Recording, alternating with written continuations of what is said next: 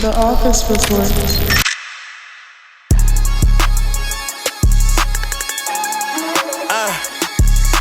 Three phones cooking, got some chicken like it's pot roast. I watched a nigga dream shatter when the pot broke. What's up, y'all? This the Office Report. I'm Olum. I got had that shit on, Ken Dog, and we got a special fucking guest, Lil Niddy. Everybody clap it up for Niddy, y'all. What's up, bro? How you feeling? Every day a blessing. So- Every day some new shit. No, that's facts. That's definitely facts. So what you been up to these days? Staying out of trouble. We know you be living like a wild life. I ain't gonna lie. Or it look wild. No, that shit wild. That That shit wild. That shit wild as it look. Like I ain't think it was wild until one day I sat back and just like I was talking. It's crazy. I sat down with this girl and I was just talking to her. I was venting or whatever. Shit turns some whole therapy session. I just reevaluated my whole life and I'm like, damn, like bro, this shit wow. I gotta slow the that fuck shit down get like that. That shit get like On that. some been through some shit. on everything. Damn. On some like not even just learning from mistakes, making the same mistakes over and over again. Like even as far as like being outside, fucking money up on the same shit, I still do the same shit over and over again. Then like, all right, cool. I tell myself I'm gonna slow down. I'm not gonna spend no more money. I'm gonna stay down. And all I do is go to another city and do the same shit at a higher rate, and they'd be like, Yeah. What was the point? Yeah.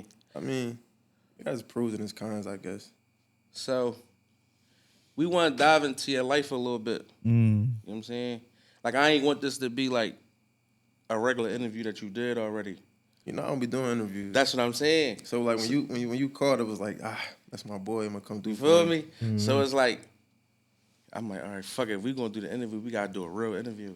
Yeah. You know what I'm saying? Like on some journalistic shit. Like, no, what's up with him? You feel me? Like, but I'm gonna keep it a beam with you. I ain't even go as crazy as I could. Holding back a little bit. I held back a little bit. If you held back, it probably was for the greater good. Yeah, I held back a little bit. So let's get to your childhood, right? How was your childhood like?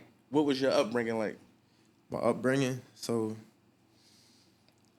I was the only child for a long time. So me being the only child, I always was like, I never really had siblings. My aunts and my uncles was always like, we all the same age. We all 1 year, 2 year, 3 years apart from each other. Right. So they was like my brothers and sisters. Wherever they was going, I was going. So my mom at the time, like I first started off in Uptown, but I primarily was living in Uptown and down north. But I was always bouncing around. Wherever my grandpa moved to, that's where I'm at. Like we down west. He down. Well, you lay your head. Yeah, You're home. wherever he was at. So that's why I was You was running there around with. Rolling Stone. Yeah. And then after my grandpa moved up top, he moved back Somerville when I was like 9 years old.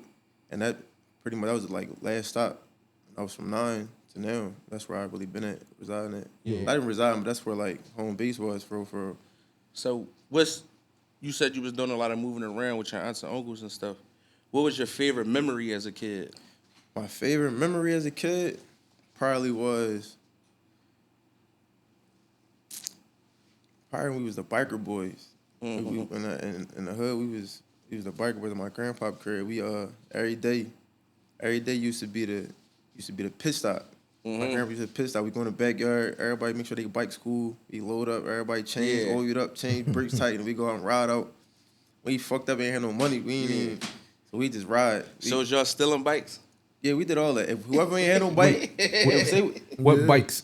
Mountain bikes, all mountain bikes. See, y'all ain't never put the hug in the back of the tire. I did everything. On the dirt bike tip, you got it. You You had got to to carry it turn like it it's a into a dirt dirt bike. No, like we was elite. You got like, to. Like, I didn't took a tire off a motherfucking level bike and took the fucking steering wheel off, the handlebars off of one and slapped the tire on the handlebars, bolting it up, nailed the tire, the handlebars. We did all types of goofy shit. Oh no, bro. that's Oh different. yeah, that's heavy. I never saw heavy. that. Yeah, I That ain't never shit- we seen did that. some goofy shit, that you bro. would see on like Baby Boy or something like that. A bike like that or some shit like bullshit. that.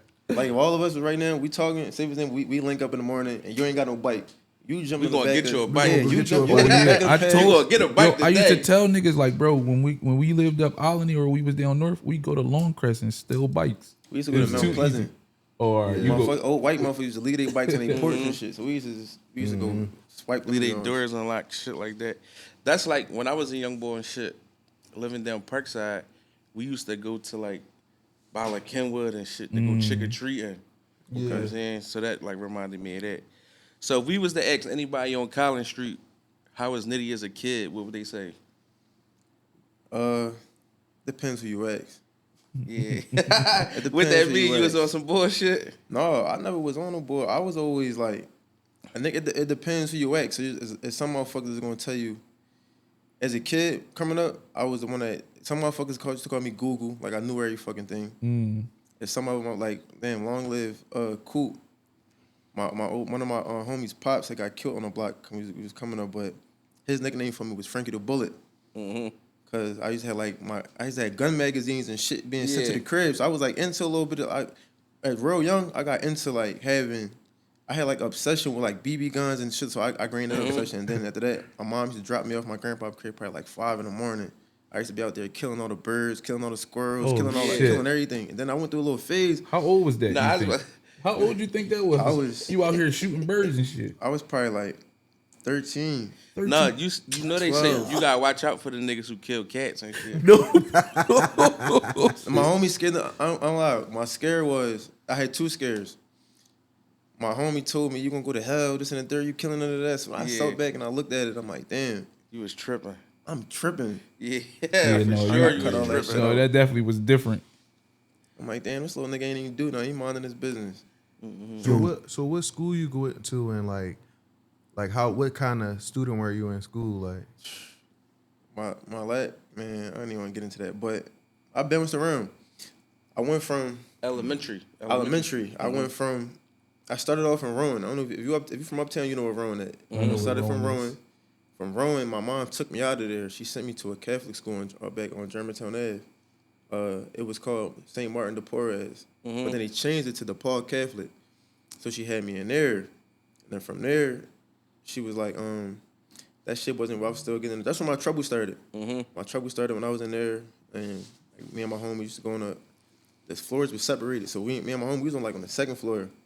We used to go on the 3rd floor, fight the older motherfuckers, fight. Like, we used to like, just getting in this shit, just regular kid shit, for real. But then after there, I honestly was about to fail. I was fucking up so bad, I was about to fail. And my mom took me out again and sent me up. And from there, I went to Montgomery, Abington Junior High. My pop was living up there at the time. So I'm sitting up there to pop. He sent me all the way up there. Damn.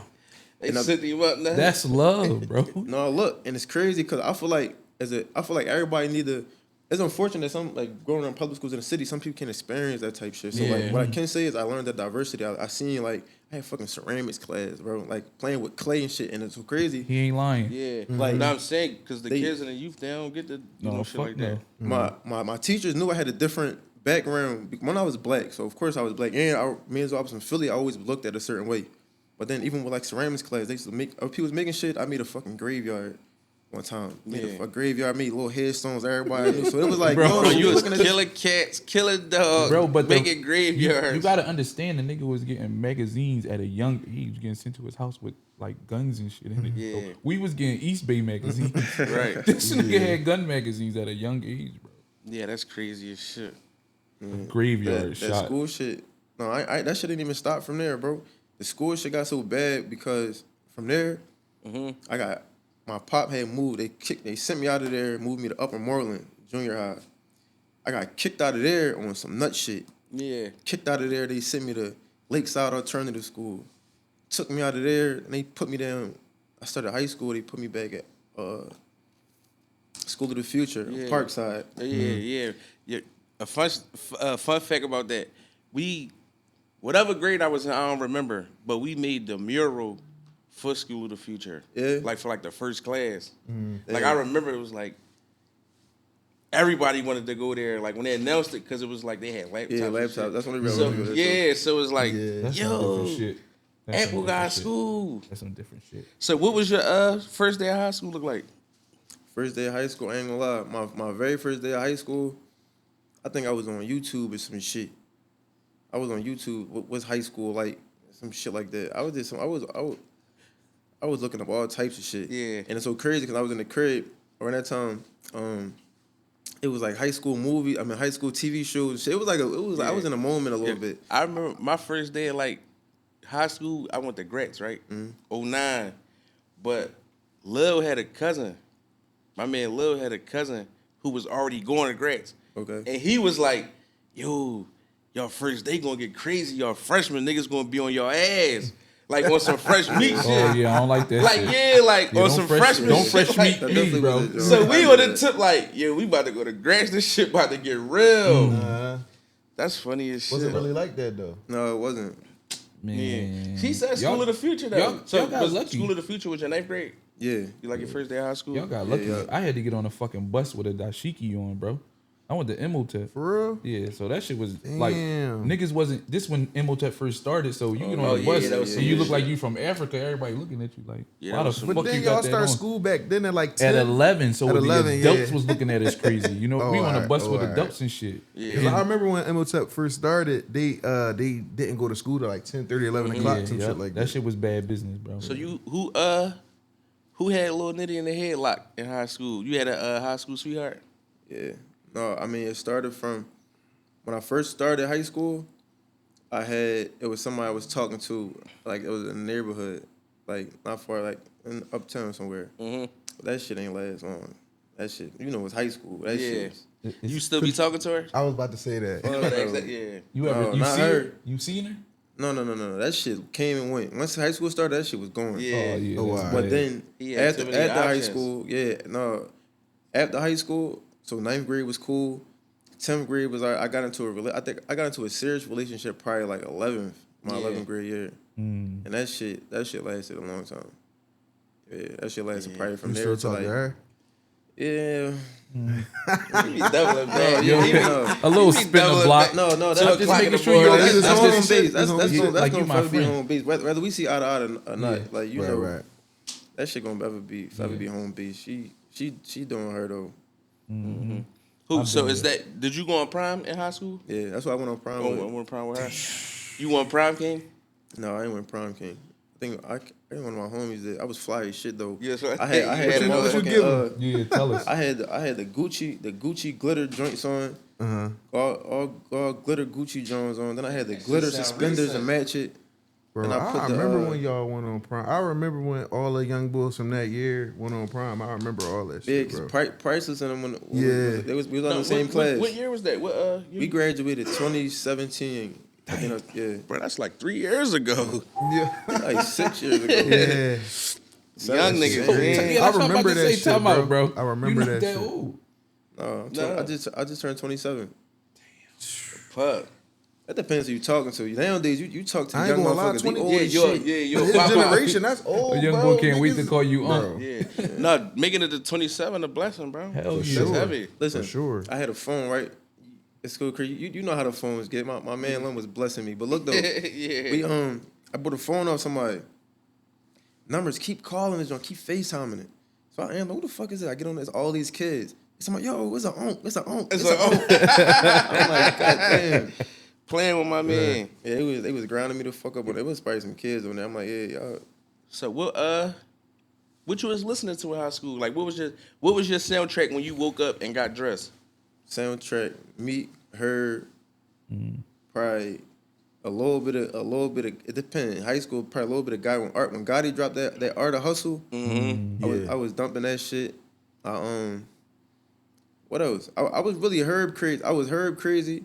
I always was a Meek fan, and I had like waves and shit. Like Gotti was like a wave. I had 2017? little young Pat. When Young Pappy came out, Yeah, Young Pat was hard. yeah, Yo. I was Young Pat was Young Pappy out. Motherfuckers, he ain't never get that like success or like notoriety how like Chief Keef and them got. But my man Lil Dana was heavy Young Pat boy. Yeah. I'm like, yo, Why cuz hot. you feel as though it's because he died too fast, or Yeah. you feel like it was Yeah, I for sure he died too fast because you got build. yeah. Because I mean, obviously he had some kind of attention that we know about him in for Philly. sure. Right. You know what I'm saying? So But everybody from that era of them niggas like that came out like from that city or whatever the case may be, all them niggas got on for real. No bullshit. And- All of them, bro. at that time, it wasn't like Dirk and them was super bigger than him. You know what I'm saying? No, for sure. So it's just like probably like a time thing because Yeah. Dirk and them really just got Herb really just had his best year. He had last his best year this year. Hell yeah. That just bad. It took so long. It took so long. And 20 fucking What year you was in high school? 2017. 2017. This- Yeah. That's there 10 years ago. This right here tell you what type of student you was at school. Like what type of nigga you was. Yeah. You had a book bag? Off the I ain't shoulder had no book joint. bag. I ain't gonna lie. I I'm ain't trying to had no remember book my book bag. Or did a nigga have a notebook? No. back pocket? We had book bags. I had Nike joint. We had laptops and Oh, Yeah, School okay. of the Yeah, Future. School of the Yeah, we- Future. yeah, right. Yeah. So you had to come with a book bag. shit. Yeah, Bro, we had niggas was laptops walking and shit. around with pieces of paper, no book bag, bag. One pen. one No, pen. that's how it got. One that's, pen. that's how it got when I got the King. I got kicked out of Future Oh my shit! last year, and they sent me the King. So did you go on King Prime or did you go on Future I was Prime? on Future Prime. Oh, cause you went with your shorty. Yeah. Oh, all right. that I makes was sense. I was never Yeah, going man. on King Prom if I went to King, bro. No, King was alright. You Never. tripping. King wasn't alright. King, King was was that burnt. school up top, bro. Bro, You the tripping. Jamaicans in that joint used to terrorize people. Bro, that was in 05 when you was. Oh yeah, that's right. My bad. My bad. I 30 years now ago. I'm telling how old I am. They used to, Literally. they had a riot in that joint, threw a nigga off the balcony. That shit, that shit sound like bro. World War III. When I went to King, Two, it, whatever. like it opened my eyes to so much. I'm like, yo, this shit ain't shit. Like I really went in there. No, a lot of you not. I went in there. I'm gonna do my first period class. And what made it crazy was we had A days and B days. So I had enough credits where every single day I was out of school at 11 o'clock, 12 o'clock latest. That's love. Cool. First period, I had like one of my math classes. I went in there my first marking period. I went in there, did a little do down, just wrote whatever he was saying down, wrote that shit down. Cool. Never did no homework or nothing. First marking period, I had a 71. Next marking period, all right, I stopped writing what he was saying down, just wrote the do down. A 72. Third marking period, I came, just slept, didn't do shit. I came every day, slept, got a 70. I'm like, the fuck, I stopped coming for him. Yeah, I'm like, like, what the yeah. fuck? Yeah, that's not. That's you. That You shit can pass like with a 20s, 7. Bro, once you go to a school like School of the Future and then you go to like a neighborhood school, you know, because believe it or not, I went to a trade school that had A day and B day.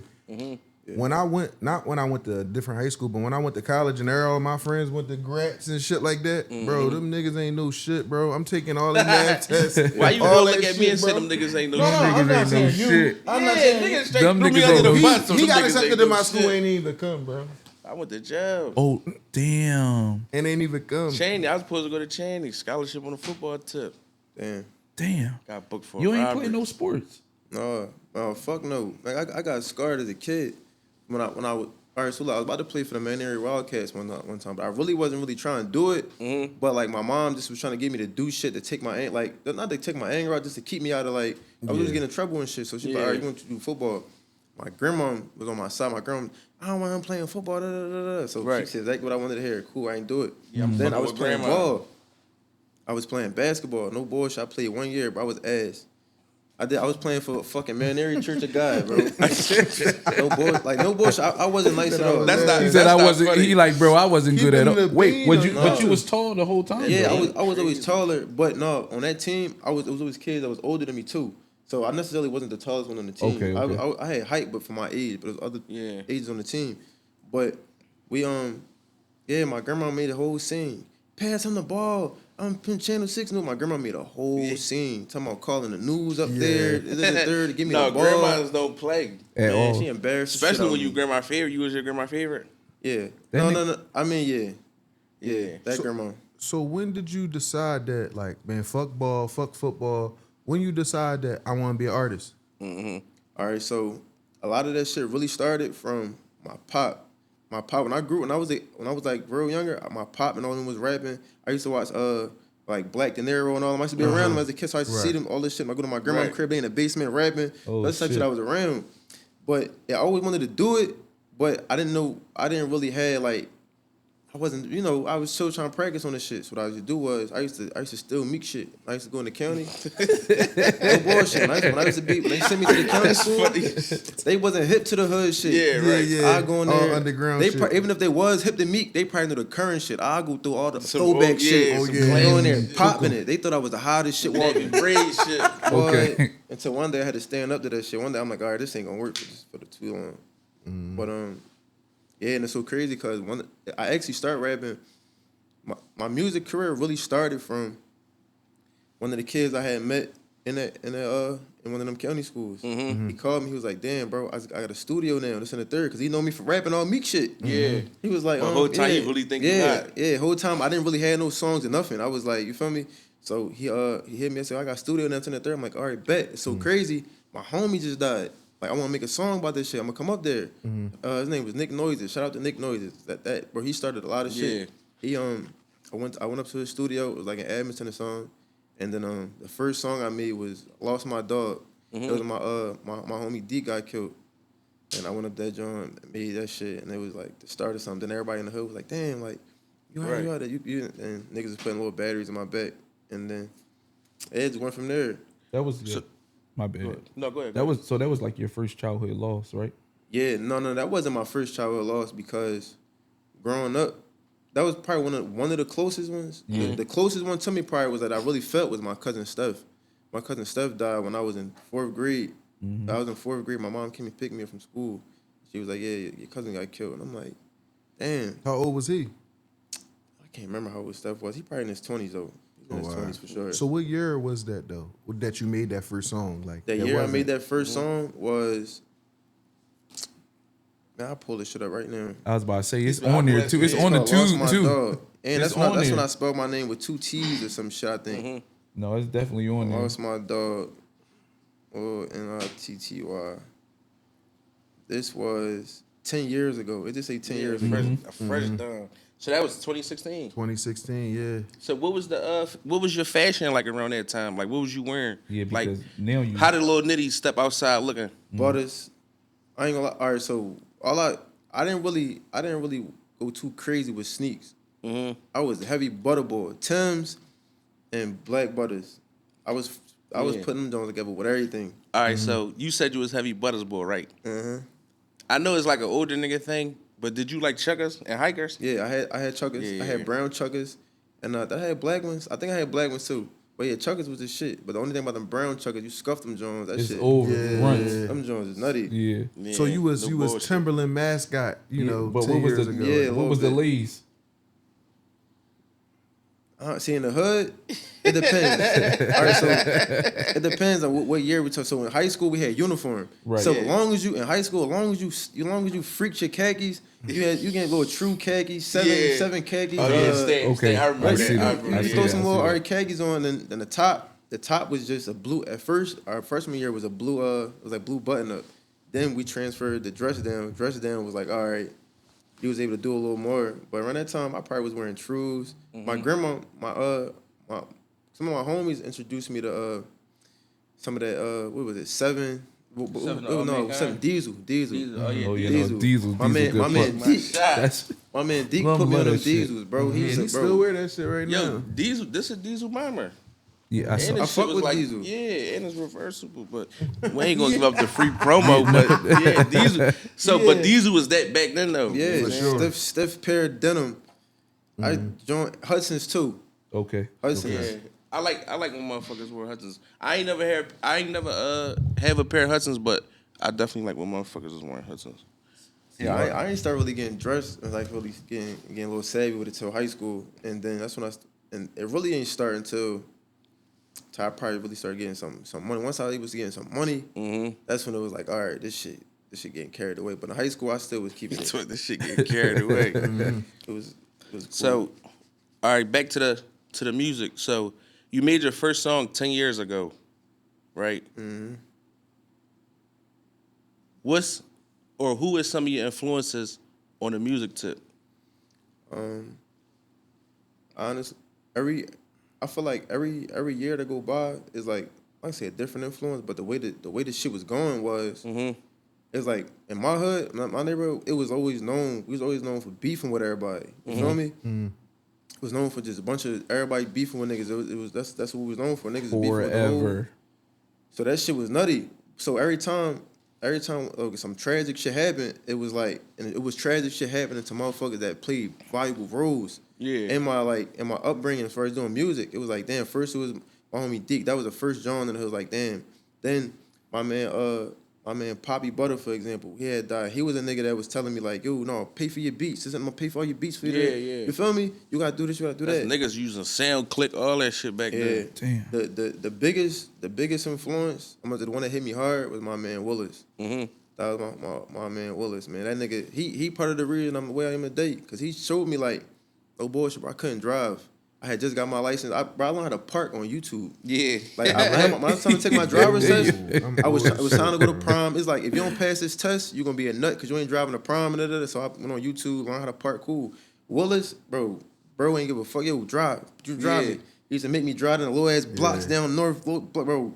So I ain't really. Bending. So, but me seeing, like, I don't even want to get to. That's a whole nother topic though. But me seeing how thorough he was and how much love he got from other motherfuckers, and like, he showed me how, like, what happens when you have good relationships. Yeah. So I ran with that. All right, so what's D2X? Like, how did that come about? D2X, it started from the basement. And my man, as I planted seed, Ryan Harris' fucking basement. That was a sweatshop. We was in there in the basement, and bro, we had a printer, the presser, everything we needed was in there, laptops, and it really started. My girl at the time, she made her brand was Officeee or some shit. So she had me slaving for her. So I'm like, I ain't about to just be in this joint slaving. I'm about to make my own shit too. Right. So in the midst of me helping her with her shit, I made my own shit. It was initially was like D2X stand for D2 times. Because everybody, when I transitioned, I started spelling my name with 2 Ds. I'm like, all right, I made that only so it could be like D2 times so you can understand how to spell my name. That's where initially started. Because nobody never ever spelled Nitty with 2 Ds. Right. But I always said it that way. And it was like, I hated it. I wanted to separate from all the other motherfuckers that was 2 T's. So it came out that way. And then later on, it branched off to determine to excel. And once we came up with that shit stuck because it was like everything I stood for. Yeah. All right, so just follow me. Sick at 150,000 views, right? Take It at 100,000 views. Lincoln, On My Own, featuring Zai Sosa. You on Price was like Kobe and Shaq, right? What's that relationship like nowadays? I mean,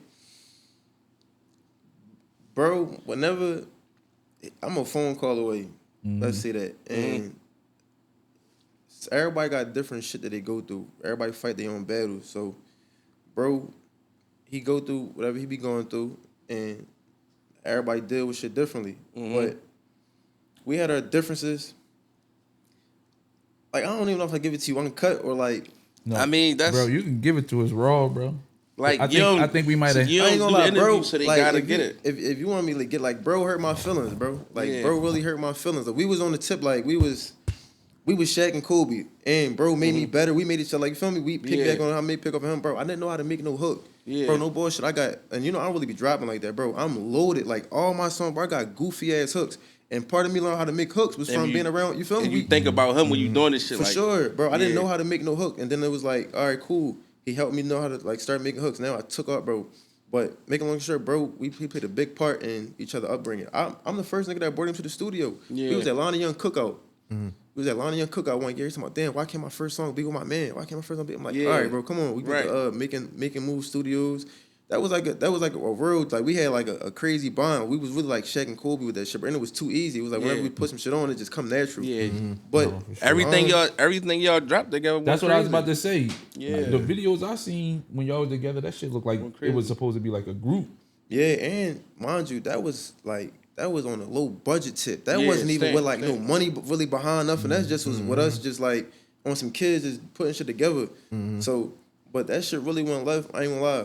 I felt like when I dropped what is it called? Don't Make Me the Villain. I dropped that shit one year, and we just, I don't know. It just, our energy just started being weird after that. You know, I just noticed it wasn't like,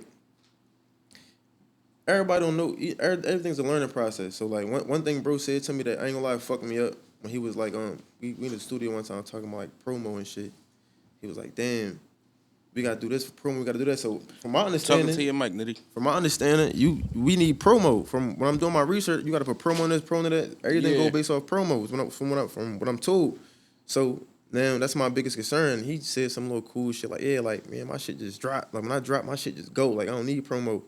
I'm like, yeah, that's only gonna get me so far, bro. Like we gotta convert to this shit. And we had a lot of little differences, but really, for real, like the real John, my last straw with bro was Sick video. I'm not Sick video. Yeah. Yeah. I don't know if you really know about it, but No, I know, but I ain't want to. so I know it's not out I there, got- so I didn't want to got a put it song. I don't out know. there. You gotta explain to me. I got bro. a song called Yeah. Video hard as And shit. he was supposed to be Yeah. featured on the song. That's when bro was going through what he was going through, and he Mm-hmm. was like, man, he was like on some. He was trying. He had shit. He was trying to do shit I was trying. He was trying. I'm trying to move to the A. I'm trying to do this. I'm trying to do that. I ain't trying to drop right now until we do this. I'm like, man, fuck all that shit. Yeah, let's just Like, ball. So then when I came to him, like, bro, what you want to see in the video? It's in the third. His energy just was. I ain't feel his energy. I'm like, he said, yeah. But speaking plainly, nigga told me like, yeah, I don't think none of that shit gonna work. I'm like, nigga, I ain't come here for that. Just tell me what you want to see, and I'm gonna make that shit happen. And we gonna make it happen. Yeah, we gonna make it happen. And then after that, we was in this. Bro, I ain't gonna lie, bro. This shit was crazy. I had the one verse on the joint. We went to Batcave. I'm in Batcave for the first time, I think. Yeah, is For my that with second Rug time. or was Rug, that? Rug was in Okay, there. Rug yeah. was in there, right? We in Batcave. We playing the joint. Shit like going, yeah. The shit like sound like a joint. The shit hard. Bro, we in the joint. No boy, I got his version on my phone still. He they in there bitching. Like, you scared to get on it? You scared to get on it? Everybody in the chilling. You bitching. He Yeah. like, man, I'm bitching. Yeah, the Bro, spiced him up. that nigga went in a booth. Bro, ran it. We out the drum. What the fuck? Yeah. You feel me? This Y'all shit, was bro. trying to play with He his was super hand. talented, Bro, that shit was, bro. Personally, That shit was like magic, bro. The shit was like, what the fuck? Yeah. And it was like, Like the damn. shit just stuck. Bro, the shit was already a good energy. When he put his verse on there, I'm like, yo, everybody energy was like lit up. We like, yo, this gonna be the one. Yeah. And then we had the crazy video idea. I made everybody had the whole idea behind it, but bro ain't show up to the video shoot. He went through he was going through what he was going through, and then he ain't show up to the video shoot, and that was my last straw. Cause like, bro, I'm not playing with this shit. Especially like I go through my joints where I'm locked. I'm in and out of it, but at that time I was super locked in. Like, bro, I'm not playing around. Like, I can't. We need this shit right Yeah, now. we For got sure, this like shit rolling. we dedicating money, time, all this shit. I can't be moving like that. I can't make a hot ass song with you one day, then time to the video shoot and you just ghost. I can't move like that. So I had to make. I said I'm cool making music with you, bro. And this shit could change our life for real. No real. bullshit.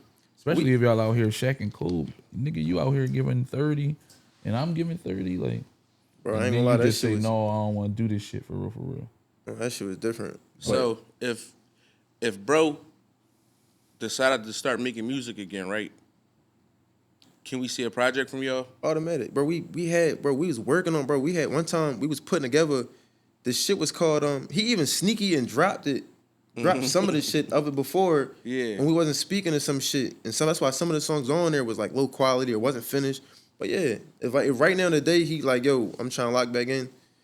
It's like you just gotta know him. All right, bet I'm gonna get you right now. We gotta knock, but if we gonna do it, Right. nigga. You gotta handcuff you got to handcuff to me and like be with me every day. Right. Knock this shit out this week, and I go drop this shit. Like, you feel me? Just in case you decide to run off again. But no, if he called today or tomorrow, that shit gonna be though. going. That's love though. Hell yeah. But sometimes niggas go through shit and like their relationship not as solid enough to be able to like speak like that or be like that. And it be pride.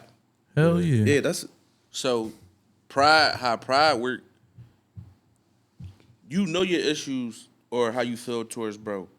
So if he was to get his shit together, not saying that he not together, but if he was to come back around and then you'll get on some nut shit like, oh bro, like I'm cool, you feel me? That'd be the pride part, knowing, no bro, I want to make music with you again. no for like, sure. This is what I want, because a lot of times when you start shit out, you be having plans for everybody, but then how it end up, it just be you. Yeah, But our plan was, nigga, we out. Yeah, You feel me? And that go to what we was talking about last time. Like, you can't wait on everybody though. You feel me? No bullshit. Yeah. But no, when you was like, you know how French and Max B just hit it all from the jump. Like, I feel like that's what's gonna happen when y'all get back. Like, it's gonna be serious as shit. I ain't gonna lie. What really with the shit that was about to make everything a John again was when. So it was we already know what we do together, and then we locked in with Run Up.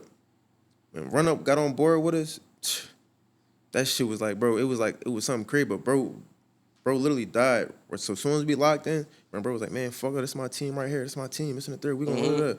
We all was locking in together, and then bro died like right after that. Yeah.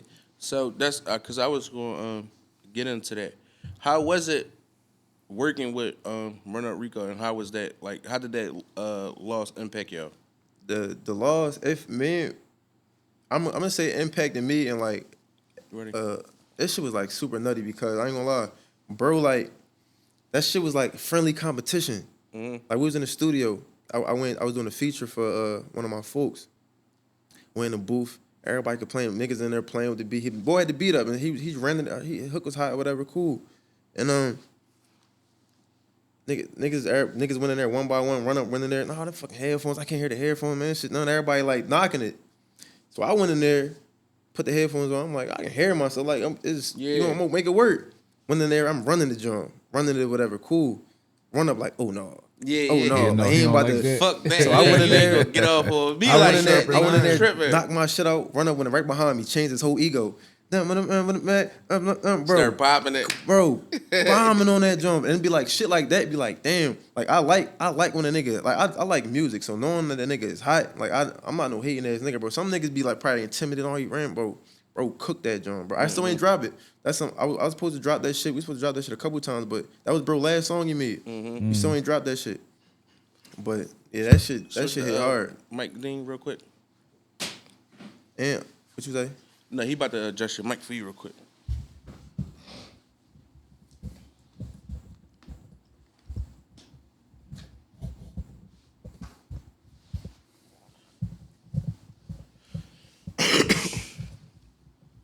What's I can keep talking? Yeah. It's good. The mic was in your face. The craziest part about that shit was like when we started locking in with each other, like we was around each other, we was like communicating often. So it was to the point where bro was saying he needed to go somewhere. I was taking him. Yeah. So like, damn, he called me, bro. That same day that he died, we was supposed to do a video shoot that day. It was like to the point where So you actually talked to him. Yeah. So I talked to him before he went out there. That's why it's so crazy. I'm like, damn, this shit's so fucked up. Because if he would have told me and said, bro, I need you to take me out here to do this, been out there with him. I would have took him out there.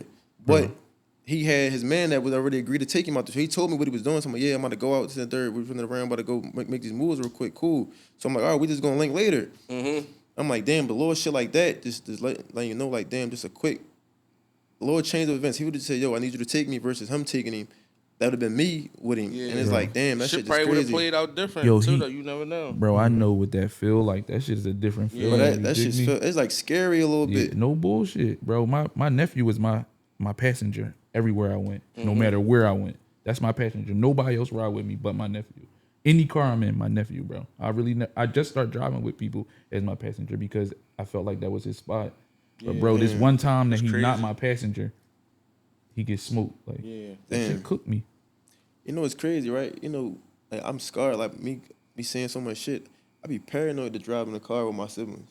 I don't know if y'all got that same feeling, but like when you don't want nothing to happen to them. No, bro. Like I be just seeing so much shit. Like no bullshit. Like bro, I be paranoid. Like no, if I'm floating, if I'm by myself in the car and I'm looking at mirrors in the car coming up, they slowing down. Bro, I got my shit up. I'm like this up, like waiting for some shit to pop off. Right. Like just waiting, like feeling, bro. I know whole that time feeling. as a lady and kids, and they ain't even worried about you. Right, but I ain't gonna lie. My dad got shot in his head. He survived, but my uncle got shot. They both was in a car. So for 2 years, I ain't even like sitting in the wheel. Like, you know what I'm saying? Like, cause it was just like, you know what I mean? Like that shit crazy, bro. That shit definitely wild. That'll do some shit to you though. So you got a song called Suicide, right? A powerful song. How your mental health? I can speak from both sides because I done been at the point where it's like you feel defeated. I done felt like everything, like I'm at the end. It's like, damn, this shit, like, I give up. I want to give up, man. Fuck this shit. I'd rather not even be here. This shit, it'd probably be easier. Or even just rather is whatever I'm going through physically, mentally, or even just people around me stressing me out. At one point, bro, I used to wish I was broke. I'm like, bro, I wish that I ain't had money no more. I'm like, bro, I wish I was fucked up. I wish I was broke again because I can't deal with the way people treat me. And whether it's family, whether it's I'm a nigga, I got a soft heart. I'm forgiving. You do wrong by me, I always see the good in you. I'm always forgive you. Yeah. But that shit can be a weakness too. That's alone, bro. This shit, but that shit really eat you alive, bro. And that shit really ain't. It is a gift and a curse. But Lord, even if I come around, family. Even if I go to my mom's crib, go to my grandma's crib, this friend's crib. Even if you just ask me for too much, yo, where money you rich, whatever it is, that shit fuck with my mind. Like I don't want to hear that. I don't want to come around or somebody always asking me for something or because you don't even know what's going on. I could have been fucked up last week and could have $100,000 play today. Like you don't know, niggas be going through shit. So it's like, but I ain't gonna lie, that suicide shit, that shit meant a lot to me because, one of my homies, he actually recently just passed, and but before he passed, he was going through a lot. He had got shot, and got put in a wheelchair, and you know, it caused him being in a wheelchair caused a lot of other health issues. So it took a toll on his body. He started going through other shit, and then health went downhill to the point where he wanted to give up. Yeah, bro tried to commit suicide, and then he survived. He lived through it or whatever. One of the songs I put it in my journal. I was like, bro, don't do it. Just keep fighting through it, baby boy. You hurting me. You was right there with me mentally through all my surgeries. Cause I like when I was going through my little shit, bro was one of the niggas like, yo, me seeing them in a wheelchair pushing through, kept me. I'm like, oh, bro, these one of the strongest niggas I know. So watching people give up and like watching like, damn, like he had that purge where he don't want to go no more. And then it was bro shit, and then right after that, one of my homies, DJ took his own life, and it was like that's a nigga that you wouldn't even know. Yeah, you can't going through some shit. But you never can't know tell. what somebody going through. That's bro. like when they say like check on the strongest people need people to check on them too. Shit like that. Bro, No bullshit. the mental health is just a whole different animal altogether, bro. Like so many people be going through shit, bro, and I can come out and smile with you niggas all day, but when I go in the crib, like, bro, no TV on, no lights on, no nothing. I'm crying all day, bro. No, I've been there, and you know some niggas don't be trying to admit when they be crying, bro. It's been plenty of times I didn't. Y'all be on I some didn't crybaby cry. shit. Nigga, you gotta let that shit out, bro. You tripping? I ain't gonna lie, that shit feel good to let that shit out. No sometimes, bullshit. though. No bullshit. Real shit, bro. Like, but you know, everybody handles shit differently. But I ain't gonna lie, that mental health shit is real. I know too many motherfuckers that be going through that shit. So do you feel like it's important for you to speak on like mental health and like suicide awareness? Like, do you feel like that's a role that you're willing to take on or Hell yeah. should take on? I would take that shit on full throttle. I did a run behind that shit. After my homie did that, then my other homie killed it. So then around the time when I made a sign for Zendaya. I forgot. I think that's how you pronounce the girl when the girl got killed in the train or whatever. And I seen the boy that was thrown off behind her. Had poked her all up. So I'm like, all that shit playing a part. So I did a little mental health awareness run about that. And I ain't gonna lie, I definitely go full throttle with it. Only because I'm a victim of it. Like I know how I feel to be like, damn, like, is this shit gonna hurt? Like thinking about, damn, if I take my life, this shit gonna hurt me. Like how it's gonna feel. Right. It's gonna go over fast. Like I done been there.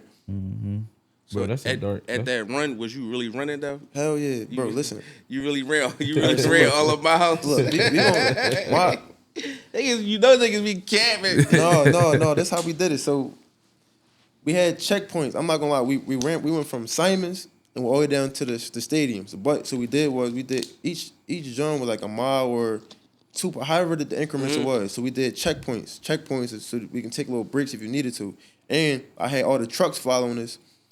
Honestly, I didn't really give a fuck about if he was in like fit enough condition to do it. I knew I wasn't. So I need all these motherfucking trucks. It's cool. Everybody else can get the break too, but just in case we all need to stop, bro. I made it the first 20 minutes in. I'd fucking stopped at Max's, threw the fuck up. I thought you was about to say you stopped at Max's. I thought he was about to say you got a cheese steak. No, I ain't get no cheesesteak. That's where I broke down at. I stopped at the treehouse. My legs gave out on me because my legs and shit fucked up. But my legs gave out on me, so I took the ride from there to Max's. I got out the car at Max's, bro. Earl went in the bathroom, took a shit, bro. I'm going through it. Oh yeah. No, that shit do that to you. That shit different. And that's why I run it like feels so good because like if you do a good run, bro, that shit flush you. You know what I'm saying? Yeah, I'm not running. Get all that bullshit out you. It ain't making no better. I was drinking. I was drinking it at 4 a.m. and woke up at 7. So it was like that shit. Oh, you still was drunk. Oh wow. Yeah, I cooked myself. Yeah, you definitely. He was That's still definitely fried. a cooker. All right, look. So the growth between "Don't Make Me a Villain" and "Belly of the Jungle," like it's like super clear to me. You know what I'm saying? Like the flow, the production, the mix. What was the difference between them two albums? And they only came out a year apart. They came out in 2020 and 2021. So what was the difference in the growth between them? Like, cause to me, they sound like two different projects, like two different Nitties. I'm trying to put myself back in that space. I know. All right, so when I made Don't Make Me the Villain, I think I was freshly with Jumbo. I wasn't really. Price is when that brought me to Jumbo Sound, was one of the hottest engineers in the city. Yeah. But so I was freshly with him, and but Belly of the Jungle, I was tapped all the way in with him, and somebody else. So as far as how the sounding, I was locked Jumbo part of the sound for that shit, and as far as versatility or just putting shit together, that just came from the growth of, honestly, go from just practicing and shit. Yeah. But on top of that, the growth of me and bro Locking being in. locked in every day. Yeah, me and him locking being in, locked in yeah. every day at the studio together, just keep putting shit together. That shit just get a little sharper. And I'm trying to remember Belly the Jungle. Yeah, Belly the Jungle was that. I had some hard hooks on there too.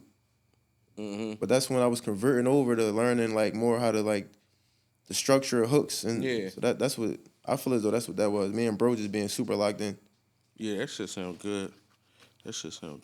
So who your top 5 of all time? Like no order though. It don't gotta be no specific order. Who your top 5 of all time? My top 5 all time. My shit gonna be biased though, because it's not even, I can't even say all time. This is gonna be my all time favorites of who I listen to. So it's gonna be Do that. right now. That's kind of like the same thing though. Yeah. It's your top 5. Yeah, my top No, 5 right it's now. not- that's not the same thing. You know why? Because you might listen to somebody more, but you may know that somebody a better rapper. Like, sure. You know what I'm saying? Oh, Like, okay. Like right now, you could be heavy handball, but whole time Kenny really that. Yeah, like it's like one of those things. Like a nigga know that Jada Kiss out rap 95% of rappers, but they don't put him on his top 5 because they don't listen to him as much as they listen to other Yeah, niggas. Yeah. But I get what you're Yeah, saying. that's like a young nigga coming up right now, or a young nigga coming up watching the Sixers. He don't even seen Jordan play. He hear about Jordan, but his favorite player fucking around be Maxey on the Sixers or something. Yeah, right. You right. start talking crazy to you. All right, so feel what's your top 5? My top 5.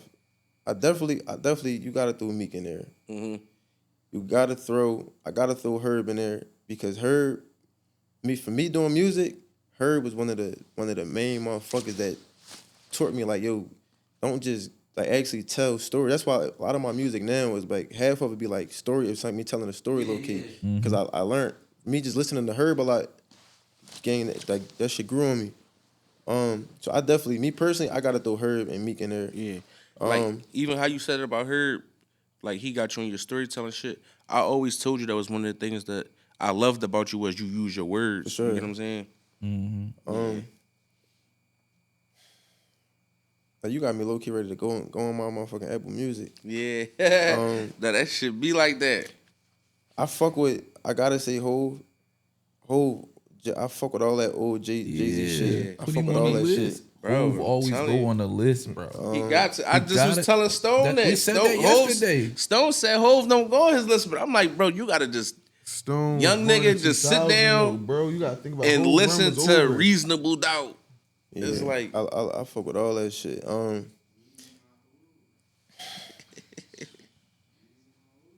Like it ain't even, cause I can throw somebody in there now, but it's not like some motherfuckers I just start listening to over the past year, so I don't really want. I don't know, bro. This shit hard. Like, like even like for nigga like Future, I fuck with Future.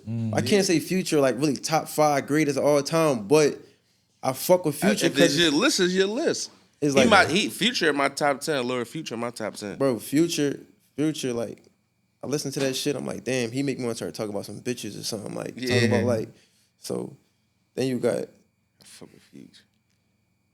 who else? So you got Meek, you got Herb. He on number 3. And he got Hov. No, he got Oh, Hov. all right, so you need 2 Hov. more. No, that's 4. If you gonna No, put Future on your list, Herb, Hov. he put Future there, right? No, he said he. It's his list. I told him put him on there. I He would said put he him ain't on. want to put him on there. This is rap, right? right. Anything, nigga, you can put a dub on that joint.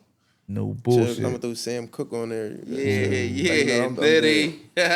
Oh, yo, you got feelings. Yeah. Oh yeah, for No, you sure. got I feelings. get old on him. Okay. I go old school. Yeah, this nigga got feelings. Damn, bro, this shit hard a little bit. I ain't gonna lie. I fuck like as of right now, I listen I listen to I fuck with Baby. You know who I really fuck with? No, this nigga I really fuck with Rallo, bro. I fuck with Rollo too. Rallo, but I don't, Rodriguez, right? Rodriguez. Yeah, I fuck with I don't Rallo. really want to throw niggas greatest all the time, but I fuck with Rallo. Rallo and No Cap. Yeah, Both, they bro. my- them they my niggas boys. punchlines be, bro. They my boys. No Cap say some shit. He say What? some cool shit like when the Y'all No really Cap, how you crazy hold as the shit, fuck? bro. that nigga say some shit. My wrist plane, I went flight or jet, but like he'll say No some boy. crazy. But how the cool fuck do shit. y'all just sit down My and wrist lock in and plane, I listen to went flight Rollo, or bro? jet. Rollo really hot though. But I bro. mean, it's like, when do you hear the words? Like, when do you hear it? Because when No, you, his shit be It's the clear. accent, You gotta bro. listen You gotta to listen. it. Bro, Bro, I shit be think that clear. Rollo clear? clearer than Future. Bro, shit Clear, be clear. yo, you gotta really have the air for Future, bro. Like No, my his mom shit clearer can't than sit down. Thug. His shit Bro, clearer His shit than my Thug. mom Not- You gotta be can't in the listen to mood. fucking all right, Future, bro. okay. But No, I you can listen to mixing- Rollo. you mixing I can listen to niggas Future. up, bro. You talking about Future shit be clear. super clear. No, bro. It's clearer than Thug. Thug shit don't be clear. No, Yeah, I can Thug. hear Thug That too. Thug got broken English too. That should be fucked up, bro. So what's Sometimes- that? What's that? So what you gonna go Rollo on No Cat? I guess, bro. Rollo, No Cap, Yeah, I guess. Herb, Yeah, fuck it. Hove. And me. No, that's a. I'm 'Cause missing I- some shit though. You missing some shit, but you got to mix like all brackets. You got Meek on a bar tip, on a rap tip. You got Rollo No Cap on a vibe tip. You got Hove on the $1 million worth of game tip. That's well rounded. That's well rounded. He got some shit for you right now, right? He gonna ask you. He gonna say 4 names, bro. You got 4, right? Yeah. He gonna ask you 4 names, and you tell him what they mean to you. What do you think when you hear their names? Come on. He told. Why you start smiling at me too? Come on. All right. So the first name, Deep. When I hear the name, When you hear the name Deep, what's 3 words that describe Deep to you, or like this depends what Deke we talking about. Nah, my homie that died, your Deke, homie that died? Yeah. bitches, cool as shit, and fucking yeah, swag, can dress, and them bitches, bro had them hoes, bro, no bullshit. Like when bro candlelight, I'm like, damn, the fuck. It was, I ain't gonna lie, yeah, bro was cool as shit. Like to the point where I remember one time we was out playing spades. We was like, damn, Deke, we get some words of motivation. He was like, oh man, jug in peace. Bro ain't want to do shit but like just get fly for bro. That shit was goofy. Yeah. Don't get me wrong, that nigga was a crafty ass nigga though. But Yeah. He was finessing. yeah, bro, that boy was different. But you love him though, so it's like you know you love niggas. So it's like you know your homie. Your homie got some nut ass ways with Yeah. him, but it be like, No, we all got a crafty homie. Like you can't never be mad at him for long. Like that's my crafty homie. Like I love him. no bullshit. They didn't. I remember one time I brought one of my homies, or one of my homie cousins, and he in the block with me and shit. He got some irks, and then nigga finessed him out the prem. Like, why the fuck you want to do that while he with me? Yeah. Why can't you wait till It's he gonna with? look like you back in this play. Yeah, like damn. Yeah, that nigga. Yeah, that's crazy. All right, Ryan. Ryan, motherfucking mentor, savior. Bro, like, I say savior because bro changed. You know, you can become a product of what you hang around. If you around, that's all you know is this. In your environment, you don't really see outside of it. When I start hanging around Ryan and like just doing little spots with him, going here, we going out Atlanta, we doing little shit. It just gave me a whole different outlook. Like, damn, you can really like this shit goofy. I watched him stand outside, race 30K middle of Broad Street, and it's just a whole different outlook at life that I wasn't used to seeing in my neighborhood. So it was like, and he I ain't gonna lie, I spent a lot of less time in my neighborhood around dumb shit because I was up under him doing a little other shit. Niggas took us out. We was out Atlanta with Bernard Bowie, hit the crib. Dirk and Baby shot a vid of that joint. I think had us out that joint crib. I met Boosie manager and them out there. He just had us around different shit. You feel me? Introduce you to new shit. No, Yup. that's love. Yeah, it was. So Ryan That'll save definitely- you. That'll save sure. you for sure. Ryan right now is part of my battery right now. Like the treehouse, bro. Ryan got a studio in the treehouse right now. I wouldn't go to the studio right now. I call my man Papa Bear up. We'll go there, locking all night, and that's where a lot of my shit. That's where I want to say 90% all of the music. Like I'm about to drop that I got stored. Was is recorded all, there.